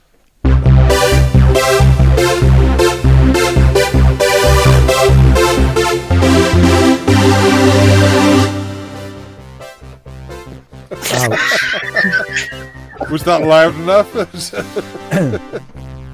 I can turn it up if you need it louder.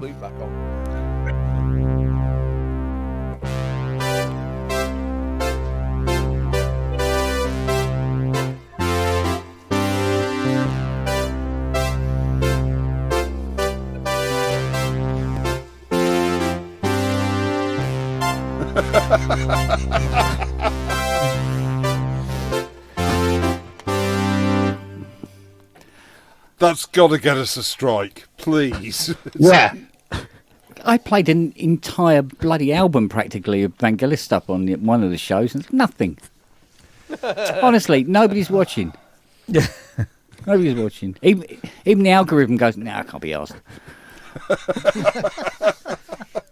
Well, it's because it's still set for children. That's why. Well, actually, I think I played it so badly, it didn't recognise it. Is he not the You can't do live streams for children. Is it not the 2,000 minimum before you monetized?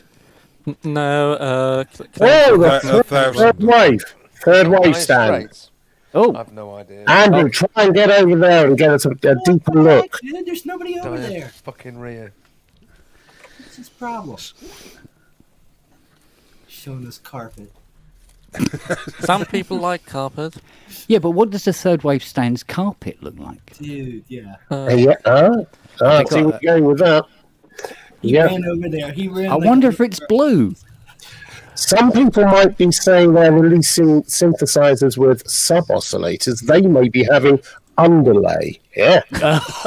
Oh! You won't go with that.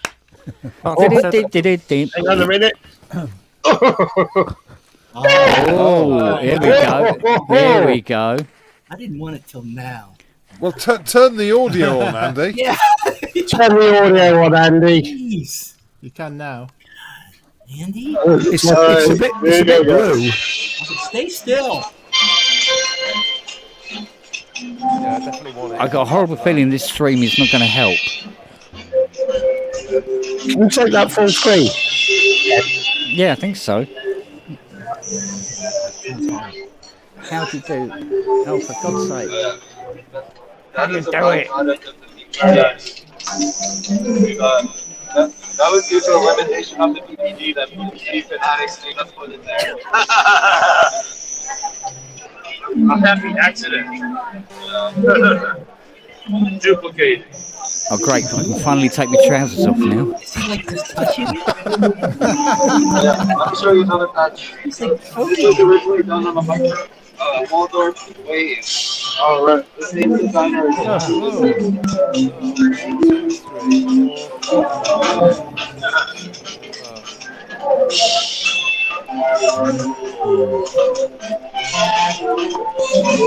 The audio is amazing. It looks beautiful. Let's just look at it. Let's just look at it. Are they using the ship video stream algorithm? Is that what it's? Is that what's happening? Oh man, it is cool looking. Why does he keep moving? It looks great. I don't know, but that's a lovely cappuccino wool twist pile. It is, isn't it? Looks Best good. of the best, that is. Can I just say, as promo video goes, that's shit. Yeah, you just said that. That works. Hello, everybody. I see your expensive camera's working. It looks My great. expensive camera's not working because I am naked in bed. And? So? Well, fuck it then. Okay. Right to the downside there. No. I for one am thankful that Just keep it from nipple height and above, please. Can I point out this Show us is your carpet. That's what we want. It's only 30 people In the watching. carpet. Right out. We have a horrible carpet developing. All right, who's talking shit about my crap demo? I'll say with one hand what you want. You know what the other hand was doing, right? Is there any chance you can get that into your camera bag Yeah. and just sneak out? We got this one too, the motorized one. Oh, we got it. got a black shirt on, all that gear right there. I must admit, it's a very pretty keyboard. It's got lots of knobs and lights and buttons on it. That's always pretty and good. Yeah, I know. It That's looked why we really- do this shit. I mean, really. Yeah. But like even that demo that they played on the PSN, there was a few sounds on there where I've gone, oh yes, hello. I think I liked the bits of the demos that I saw, especially the original one, where it wasn't doing wavetable synthesis. And we were able to actually hear the filters and the attack, etc. And it's still got that real PPG super fast attack, which is great. And the filter sounded pretty good, I have to say. Yeah, really did. Yeah, So I'm still contemplating. Yeah, because you know when you hear a couple of sounds and it makes one of your eyebrows raise, you know you're going to be broke in a couple of months. Yeah. Yeah.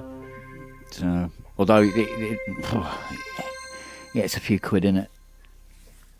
After talking with Ty yesterday, I have to say, I have been looking about 3-4 times today at the Solaris site and thinking, for the same money.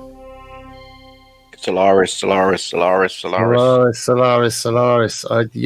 have to say. Yeah, and I had a bloody chance to get one as well.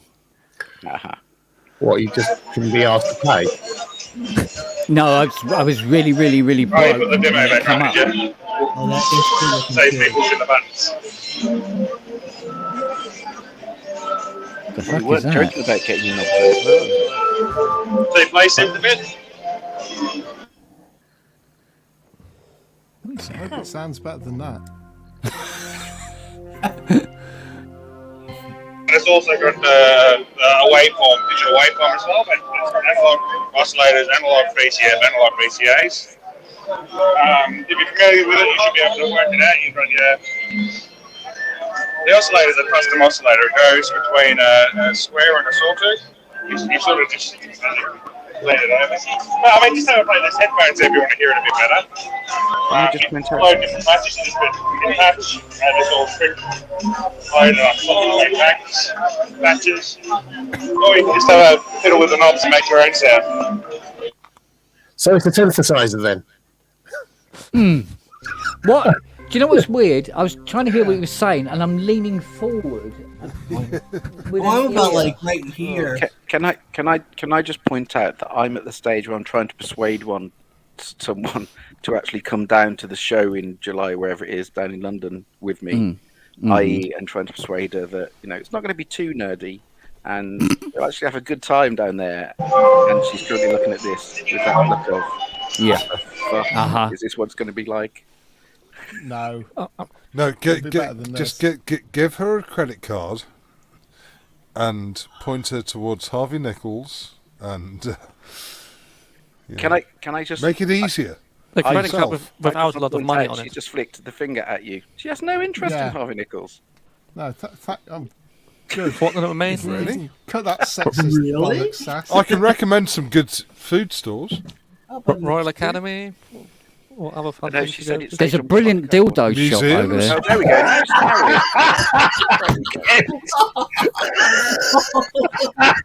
Oh God! Right, well, you lot are all. It is his show. Sex. Is it an MPE dildo? I'm going to bed now. See you, Andy. Bye, So enjoyed. Don't let me push you over the edge. No, you're not pushing me over anywhere. I've been because I just wake up at stupid o'clock. It's been I'm going to bed. Good night, everyone. Bye. Cheers, Andy. See you later, Andy, mate. This is what I do to people. Take care, babe. Anyway, can I just point out the only reason I did pop in was the fact that I was just talking and I was explaining about when we did the show yesterday about us trying to figure out the thing with you going, oh no, I'm not going to do a show tonight, thinking that you were actually going to do a show last night because obviously we recorded it last night. And you said, no, I'm not going to do a show tonight because I did one last night. And me going, well, last night was actually 2 nights ago because the show is tomorrow night today. Yeah. And so I literally just logged in to just go, I wonder if he is doing a show tonight. And of course you're fucking doing a show. Of course I'm doing a fucking show tonight, yeah. So anyway. Or tomorrow if you were recording yesterday. Yeah. Or the day before. We're actually we're doing tomorrow's show right now. Excellent. Well, I literally did pop in and I did have to run down to the studio to go and get headphones, and it really wasn't worth it. So, fuck off then. Well, for that, I'm going to give Robert, shut up! Send off music. Yes, there we go. Fuck me. Why are you still here? Don't need to play more? Yeah, no, you please. don't. Fuck me, it's not his job. I told him to fuck off before I heard what he was going to play. You preempted. I did. Anyway, I literally did log on just to see what you were doing and to say hello to everybody. Hello. Hello. Hi. Is your girlfriend feeling better now then? You can answer that. Yes, thank you. Hello. Yeah, the blood pressure's under control now then? Well, it's heading in the right direction. Excellent. That's good news. Yes. Sorry, I didn't realise it was you, Ty. Oh, really? I thought you were just going to think it's just some knob. I think you wait for me to go and then go, fucking hell, who was that twat? I was about to say there was this git on last night. And I wouldn't know if I was talking about last night, tomorrow night, or next week. I don't know. Time's gone weird. No, that's true. Anyway, but I just wanted to reassure everybody that did watch the show last night that I am alive and I haven't popped my clogs. Yet. Damn, Lads have got more of my money. Look at that. Still working at that. Yeah. So anyway, I am going to love and leave, and I hope you have a wonderful evening. What's left of it. And I think I'm going to go and watch the greatest songs of the 80s. on Channel 5. And honestly, when these are voted by the UK viewers, and what you suddenly realise They're all is 12-year-olds. No, it's just the fact that taste really did kind of leave the door in the 80s, and more to the point, the songs that they chose as the best 50 songs of the 80s, we would probably consider the worst 50 songs ever. It's got to have Kajagoogoo in there. At the moment, there's Elton John. Anyone that knows me knows my views on Elton. Fucking wanking, fucking bollocks. The day we went to Bangor. Funeral for a Friend. It's like the classic Elton John Robert, song. shut up! I fell in love with the Starship Trooper. That was 70s as well. Grandma, we love you. St Winifred School Choir, yes. Was that 79? Yeah, I think it was. Matchstalk Men and Matchstalk Cats and Dogs. Should I Be a Face? There's a classic. That was 81. Yeah, I think Grandpa might have been 80s and Grandma was 79. I don't know. And Anyway. then it was Auntie Jean in 87. And Can then I also just the say, woman that lives at the end of the road in 92. Can I also just say, just to prove that I do actually have a heart, I genuinely know, and I'm not just saying this, I really feel bad that I keep telling Robert to shut up because it's really not nice. So I genuinely feel quite fine. bad. Robert does play fine, quite Ty. nicely. It's got to be said. It's totally fine, Ty. You didn't murder me the one time we met, so it's totally fine. Do you know, honestly, I know that I feel, and again, I feel bad about that as well because I genuinely, I mean, I remember being there. I don't remember meeting you. What did you say to me? Did you just call me a twat and fuck off? Or what the word wanker may have been in? I don't know. I mean, you know. Well, that's fine. I'm not. It happens so often. I was going to say it's just. That's what. No. Someone call me a wanker is such a regular event. I mean, it's like twice a day at least. Yeah. Okay, love. Shut up. No, him. We need Philippa on more often. That's all I Definitely, can say. yeah. Whoa.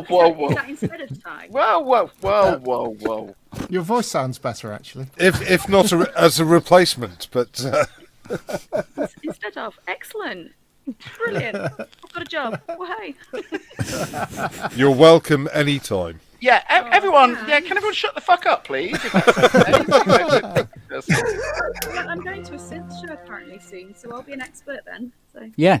Oh, also, Philippa, what you got to do is you've got to go. Can I just point out? You've got to get that phrase just right.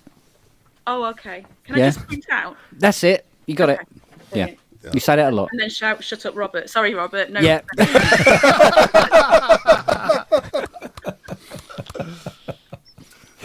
Yeah, can I just point out this isn't quite panning out as I anticipated? No, they never do, mate. No, I mean just generally. That's life. That's life. Yeah. I'm a piece of shit. We've got Lee John and Imagination on at the moment. Oh God! I think they're doing Body Talk, that well-known classic.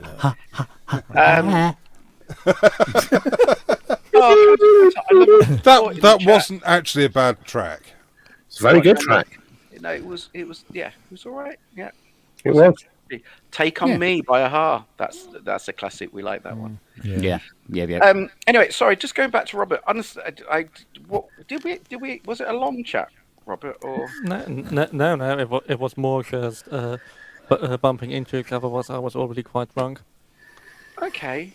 Were you in a car park and he was coming at you with an Audi? No, it was in a car park and me coming on to you. It was a wintry day in a lovely recording studio. That's what I'm going to say. Okay. Well, I feel that's an opening line to a song. Did it involve carpet burns? No. Just saying. Well, no, it's not Nam. Oh, right. It seems there are quite a few votes for Philippa to be a regular. I know. Now, Can I just point out that's not in any way hurtful? Obviously, thanks everybody for your faithfulness, you bastards. Who is that? Who's saying that? I don't know. Well, it's just lots. It's Philippa's boyfriend. Since you're dead to me, Ty, you're dead to me.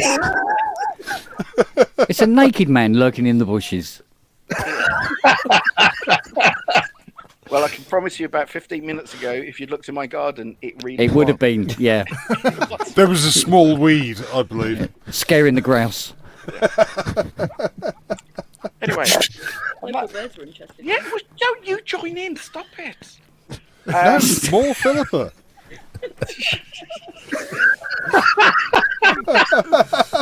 As goodbyes go, this is a long one.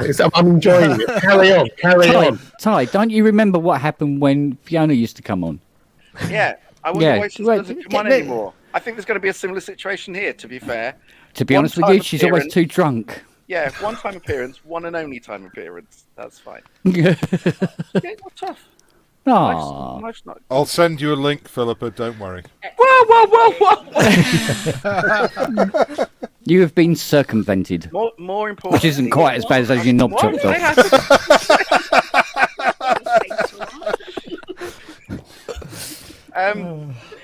That's not how circumcisions work. Only with my brooks. No, let's not go there, please. I don't know. I don't mind being outfunnied, but bearing in mind that I'm being outfunnied by the person next to me rather than you fuckers is really smart.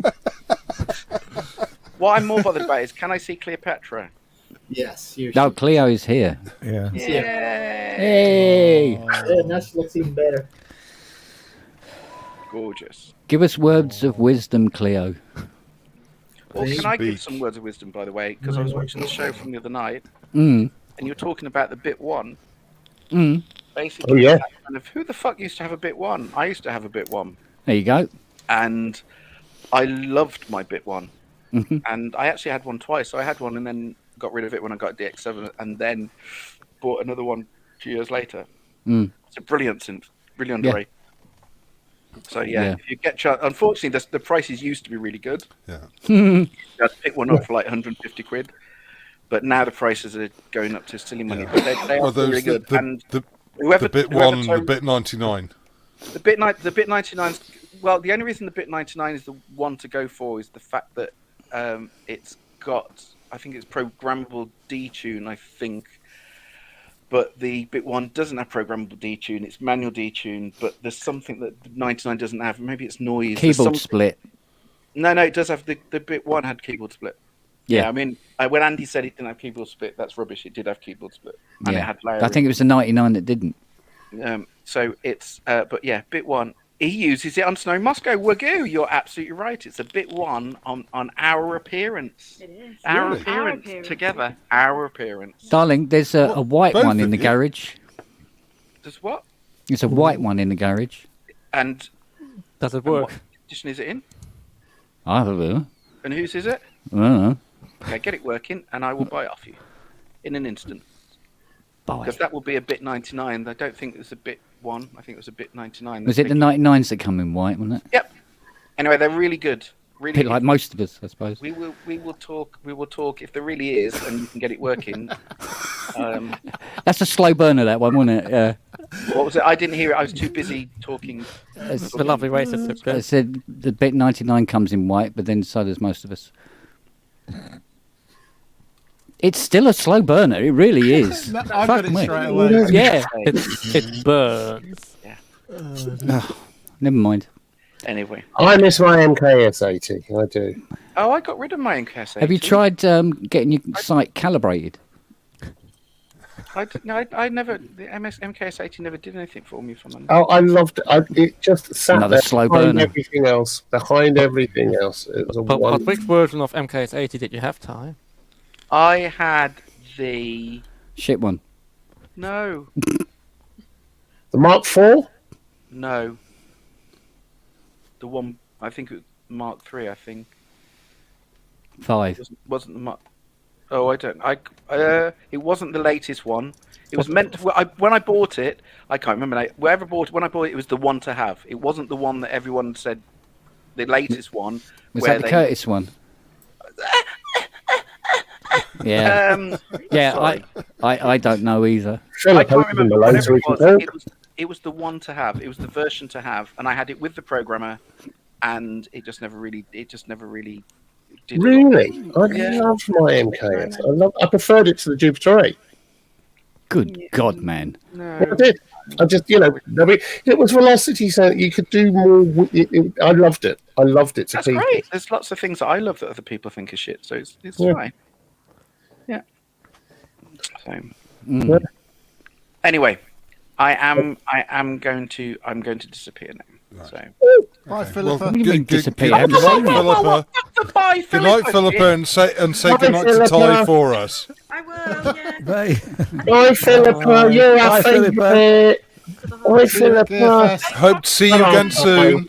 Ta-ra, Ty. Bye, Ty. Cheers, Ty. Bye, Philippa. Au revoir. If only we could just listen in on the conversation now. Absolutely. We should try and get Philippa on the show, actually. She could give us the what it's like. A day in the life of Ty Unwin. Yeah, that'd be brilliant. A day in the life of not seeing Ty because he's working. Yeah. Yes. So, Jim, how was the gig? It was other people's things were good. I wasn't happy with my own set, to be honest, but that's what you get for adding a new bit of kit to your setup, Oh, yeah. Yeah, we've all been there. Brave yeah. and foolish. Yeah. Yeah. Foolish. Yeah. The thing is, the way I have everything set up, there's lots of jeopardy anyway with my live setup. Oh, that's a nice little bit. Go wrong. Oh. Oh, wow. Okay. That's different. Oh, someone's thrown up there. I think That's just for Kent. You wanted more carpet. yeah. You look like you're walking in a pond. sure it's not Lionel. Somebody's got a lot of lasagna and other I'm pasta. probably walking in some sort of swimmers, but they're dried up by now. So. I'm starting to feel like I'm in Fear and Loathing in Las Vegas. Yeah. Doesn't sound like you're in the clown girl anymore. Yeah, I went out for a bit because this is too noisy in there. So. No, this is the bagel shop. Well, this is where we want to be. This is. I wonder what they sell there. Wow, look at the junction of carpet there. Smooth. Whoa. Is Ty still here? No, Is Ty take off? No, he's gone to burn some carpet. I was gonna tell him the music begins here. So. He'd go, fuck off. So that's where it comes from. Yeah. That was the beginning. Well, let's go in and buy some. Do they sell music? Oh Jesus, not me. Try and find someone who's doing a YouTube video and just put yourself in their camera. Cappuccino, wool twist pile. Very nice. It's disturbing that we know we're Oh, it's tempting, but I have to go do that. Actually, you can buy stuff here, and it's a pain if you don't get a certain slip and you try to leave the premises. The security won't let you leave with your purchase. They have to give you a certain kind of slip, like a release. I got stuck here once. I bought something on 2020, and I had to walk all the way back in to find the guy to get the slip. It's a fucking plastic trumpet. It's $100. You're gonna make me walk all the way back for a piece of paper? God's sake. Well, otherwise you could have stolen it. Well, the guy didn't have his slip, so he actually had to walk all the way out with me and tell the guy to his face, "He bought this. Leave him the fuck alone." What happened to Dave, didn't it, when he was there? Somebody borrowed a laptop, but in his name. And then somebody said, "Oh, somebody has stolen the laptop." And next thing Dave knows, he's got all these armed police telling him to get on the ground. Okay. Oh, Hey, babe. Hey. I gotta get out of the way. Excuse me. Excuse me.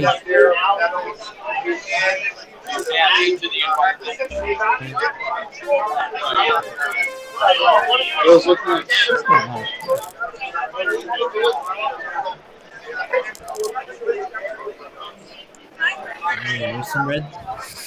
All right. Oh, hello.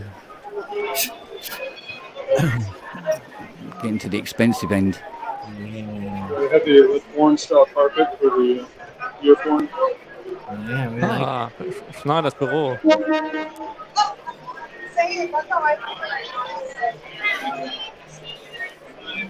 I'm taking it you still haven't found teenage engineering then, Andy. It's too small for both. Yeah. I'm just hovering around here. I'm sure they're here somewhere. Just listen out for the sound of smugness. Well, that's half the fucking show. What are you talking about? Here you go. Here's Holly.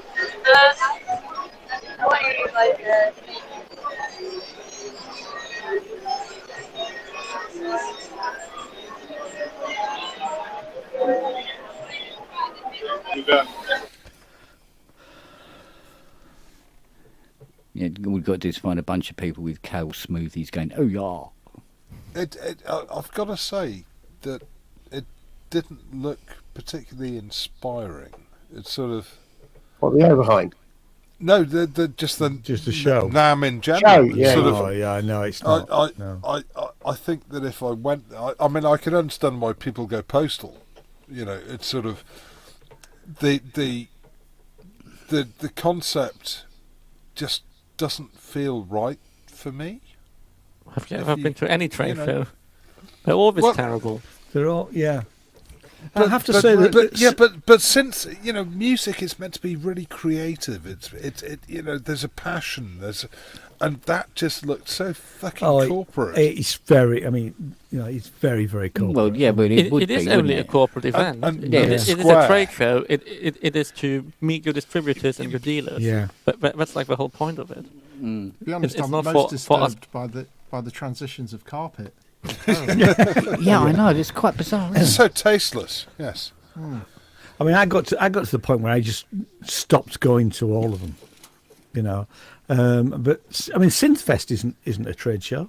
No. Yes, the trades are there, and you get to talk to them. But actually, Synthfest works really, really well. And I loved going to Synthfest. That's what I'm looking forward to October. Yeah. Indeed. Everyone got their ticket? Yes. Actually, no, I haven't yet. I've got a ticket for the thing in London. Well, Fiona was making noises about going. Although I will have to remove the handbrake from the Chrysler before she goes. Because if it's not on it, she can't use it. What, isn't she going in for midget? Well, she can't get in it. And if she did, she wouldn't be able to get out of it. She'd have to drive it round Synthfest. Or bring anything back in it. Yeah. God, yeah. Well, no trouble just getting a bus pass in it. Well, there'll be enough of us around to maybe try and get her out. Well, Yeah. If not, it would be nice to call the meet fire up with brigade. Fiona. Yeah. Yeah, she made noises about going. So. Well, we can should always have- get you on the phone, can't we? Oh, no, you don't have a mobile phone, do you? No. Well, I've got the iPad, I suppose. You can use that in Yeah, the same well, capacity, yes. I suppose. But, yeah. No, I just say, yes, I understand what NAM is for, but you just think that for something related to the creative business that they would be more creative in how it's laid out and... But they're not really selling. They're not really selling to the end user at NAM. They're selling to dealers who are then going to sell on to the end user. They're using social media now to do that. When I was doing lots of trade shows back in the late 90s, 80s, 90s, 2000s, it became less and less. The public days became fewer and fewer. And that's just continued. The public bit of these shows is the least important. It's about getting it out to the dealers. But do you do that much business with the dealers at those shows? Yeah. Oh yeah. If you tell them, if you can show the dealers that you've got a really good marketing campaign, you're going to take adverts out. You've got, you've got stuff appearing on social media these days. If you've got a really, really solid marketing campaign, yes, they'll take it. Yeah. If you can't show that, unless there's a really big buzz, and they'll get all their info off of what's happening on social media. Yeah, they're not going to. It's very few will actually take it on. There's a few that doesn't apply to, but even with people like Ken Macbeth, who's a bit of a genius as well in his own way. I rather like his stuff, but going to dealers, it's all going to dealers. And you had companies. I mean, like Korg. Just before the pandemic, Korg, obviously it's Korg, Vox, and a lot of other stuff that they do. They had a dealer show at Korg UK and obviously only the trade were invited, and, and that worked really well. You know, you didn't have all that, you know, and you could sit down with your area manager, and there was great deals, you know, available for that particular show. Are COG actually even releasing anything this year? I've not heard anything. I mean, the only thing we've had is the NT2 thing. NTS2. NTS2, yeah, and the patch tweet book. And yet, Behringer eschew all these trade shows, and yet still are obviously very successful. But theirs is purely and simply about price, isn't it? Is it? Yeah. No, but also they don't deal with dealers anymore. I mean, they they do. They have their select dealers. I mean, yes. They have their super partners though, so they don't sell to normal shops. No, and they certainly didn't sell to us as a retailer. We used to deal with Behringer through a distributor. And that distributor, we've still got an account with them, but they don't do Behringer anymore. We stopped dealing with Behringer a long time before that, though. You know, purely and simply because of returns. Well, no, actually, it wasn't. To be fair, it was about the crap that, you know. Yeah. That they used to do as a company, which we felt was just out of order, really. You know. Yeah. But they seem to have moved on from that. Guys. They do seem to have moved on from that. Good night, Jem. And it's great to see you, mate. Take care. Take care, bud. God bless. They have moved on from that, but you know, I'd like to think anyway. Well, they seem to, and certainly the statements they put out about both Tom Oberheim and the name and Dave Smith, obviously, they seem very respectful of the people who led before them.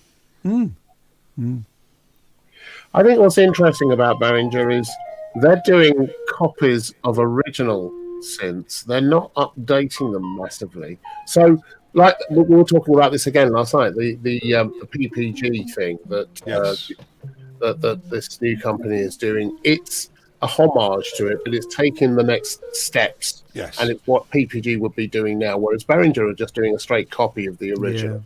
And it's kind of, do I really want a copy of the original when there's all this other stuff there? But then that's where price point comes in, doesn't it? It is. If you can get a PPG Wave copy for 1,000 quid, 400 or 500 quid, yeah, it's almost a no-brainer. Whereas this new version looks and sounds fantastic, but not everyone has $4,000 to drop on a synth. Then they've got the whole modular side, which is really interesting. But I want to stay married, so I can't get into it. Well, I mean, again, we were talking about this on Kent's last show, whenever that was, Sunday or whatever. Wednesday. Wednesday. Or was it Wednesday? Jesus. I'm not a modular person, but I've been looking at it, and the System 100 stuff does look very, very attractive when you can get the Behringer 110 module, which is the synth voice. So you got your VCO, your VCF, and your VCF all in one module for 80 quid or whatever it is, and you think, I mean, I can't build something that cheap. Yeah, no, I get that. And it sounds really good. Yeah. And they're doing the 2500 modules now as well. Well, are they? Yeah, they're building them. It's what's his name? That's actually Rob Keeble. That's it, Rob Keeble, who's amazing. AM Synth. AM Synth. He's a lovely guy. He's a really clever guy, and his 2500 stuff and all the other stuff. He sounds fantastic. Yeah. I mean, but then again, when did he start cloning for 2500 for himself? Like 20 years ago, 15 years ago? Yeah. At least, yeah. Yeah, that's but it is democratizing these synths that some of us have dreamt about, and being able to provide them at a price point which is almost insignificant is pretty My incredible. missus, they were about 5 or 10. They were probably good 5 years, maybe too late. If they had done that a little earlier, it would have been mind blowing. But a lot of people came out, with just more interesting stuff since then. So I think they were a little late, but they've done. I think they're going to have to get a little more creative going forward. I think they will. I think they will. I think what they're doing is they're building up a wealth of knowledge, and they will use that knowledge then to move forward. Because a company can't survive just on clones alone. I mean, they're like. I look at mutable instruments and I look at Behringer, and it's just like it's two different worlds. It's fine for what they do. Like I said, I don't have so much space, and I don't think their stuff is that interesting. What happens when everything's cloned? I do like when everything is cloned. They'll actually have to start doing some really hard work. We'll all go or back. they wait for someone else to do it and then copy it. Yeah. They won't clone everything. Well, I was just going to say that I know two people at the moment that are building or have built studios. People that I know tangentially, through other people who have built studios based around modular synthesizers. They bought a Eurorack. They've never used a synth in their lives, not once. Isn't that weird? And they're ringing up with questions like, "So, what does an oscillator do? What do I do with all these plugs?" And it's kind of, why did you put a modular synth? Here we go. There you go. Oh, it is a small booth. Using NS10, it looks like. No, HS5.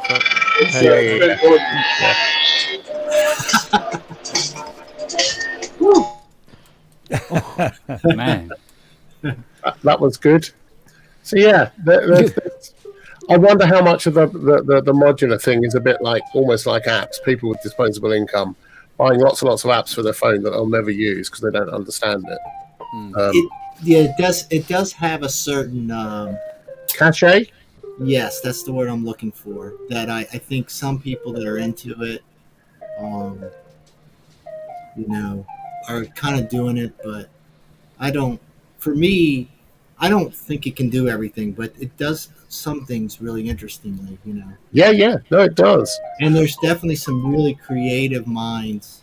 And I think you can learn a lot as well. Well, there's things that are available that you've just never had before in a synthesizer, And it's not repeatable. You put something together.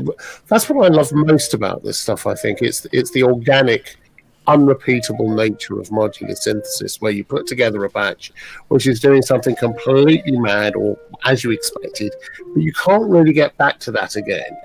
It's a one-off thing. I love that about it. Yeah, I mean, you could do some wild stuff. I think I was saying last time where I got all these things going to one clock, and then it's got like 5 clocks, and then you clock another clock, and it's got like 5 clocks, and they've got divisions on them, and you're literally sending things in all these. I mean, you just can't. It is just mind-boggling, interesting. You know what I mean? Just from a sheer like, oh wow, let's try this. Let's put it on this division. So that to me is the appeal of it, And once I dug in, there's a few. Like I said, you can get a few modules and you're like, man, like beads.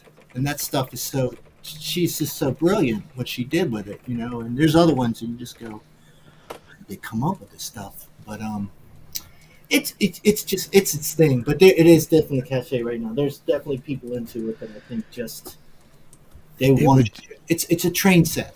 Yeah, it would just do my head in completely. Yeah. I mean, I like doing stuff in Max MSP because I can put the wires where I want them to go. So I'm quite happy to create stuff in that. Oh, and that's cool too.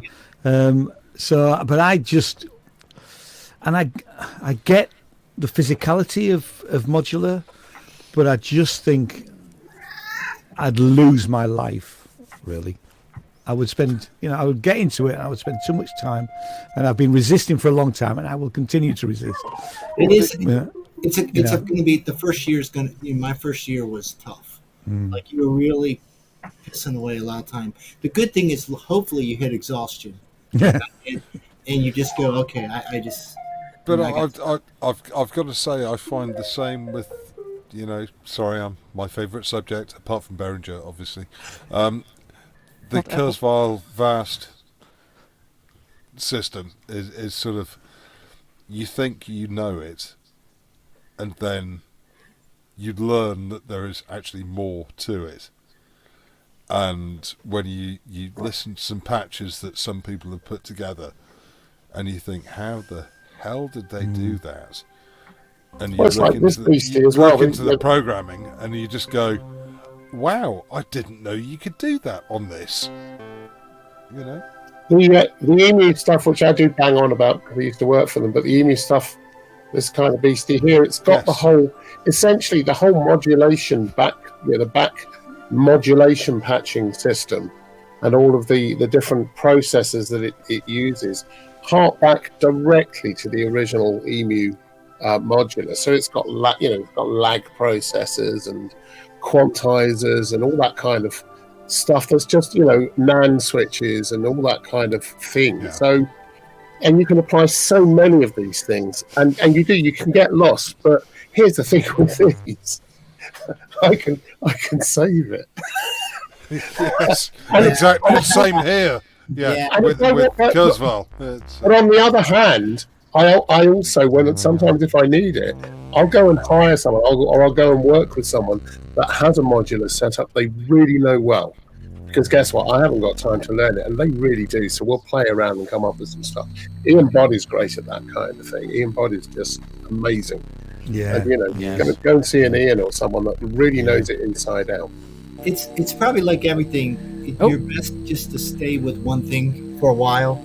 Build it and learn it. Become an expert. Yeah, instead of keep switching around. All right, here we go. What do we got? What's Andy showing us? Showing us someone that looks like they're from the 60s. He's left NAM and gone to Sigra. I was about to say, is that just a video Movie, art or?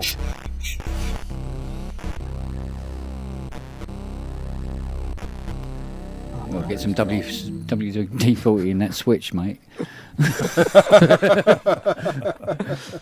No, as everybody should know, the top of a PPG wave table contains some waves which you can't exchange, of course. Because the top of each PPG wave table contains a sine, square, and and sawtooth. So the joy is when you twist the knob too far. You get some weird transitions. Yeah, Fiona did that a couple of times. Right, well. Well. Gents, it's been delightful seeing you, but I think I'm going to bow out and go and get some veg. Oh. Indeed, sir. Oh, getting a bit cross-muddy. Yeah. Which one's Moddy and what's he getting cross? I don't know. It doesn't take much to get him cross.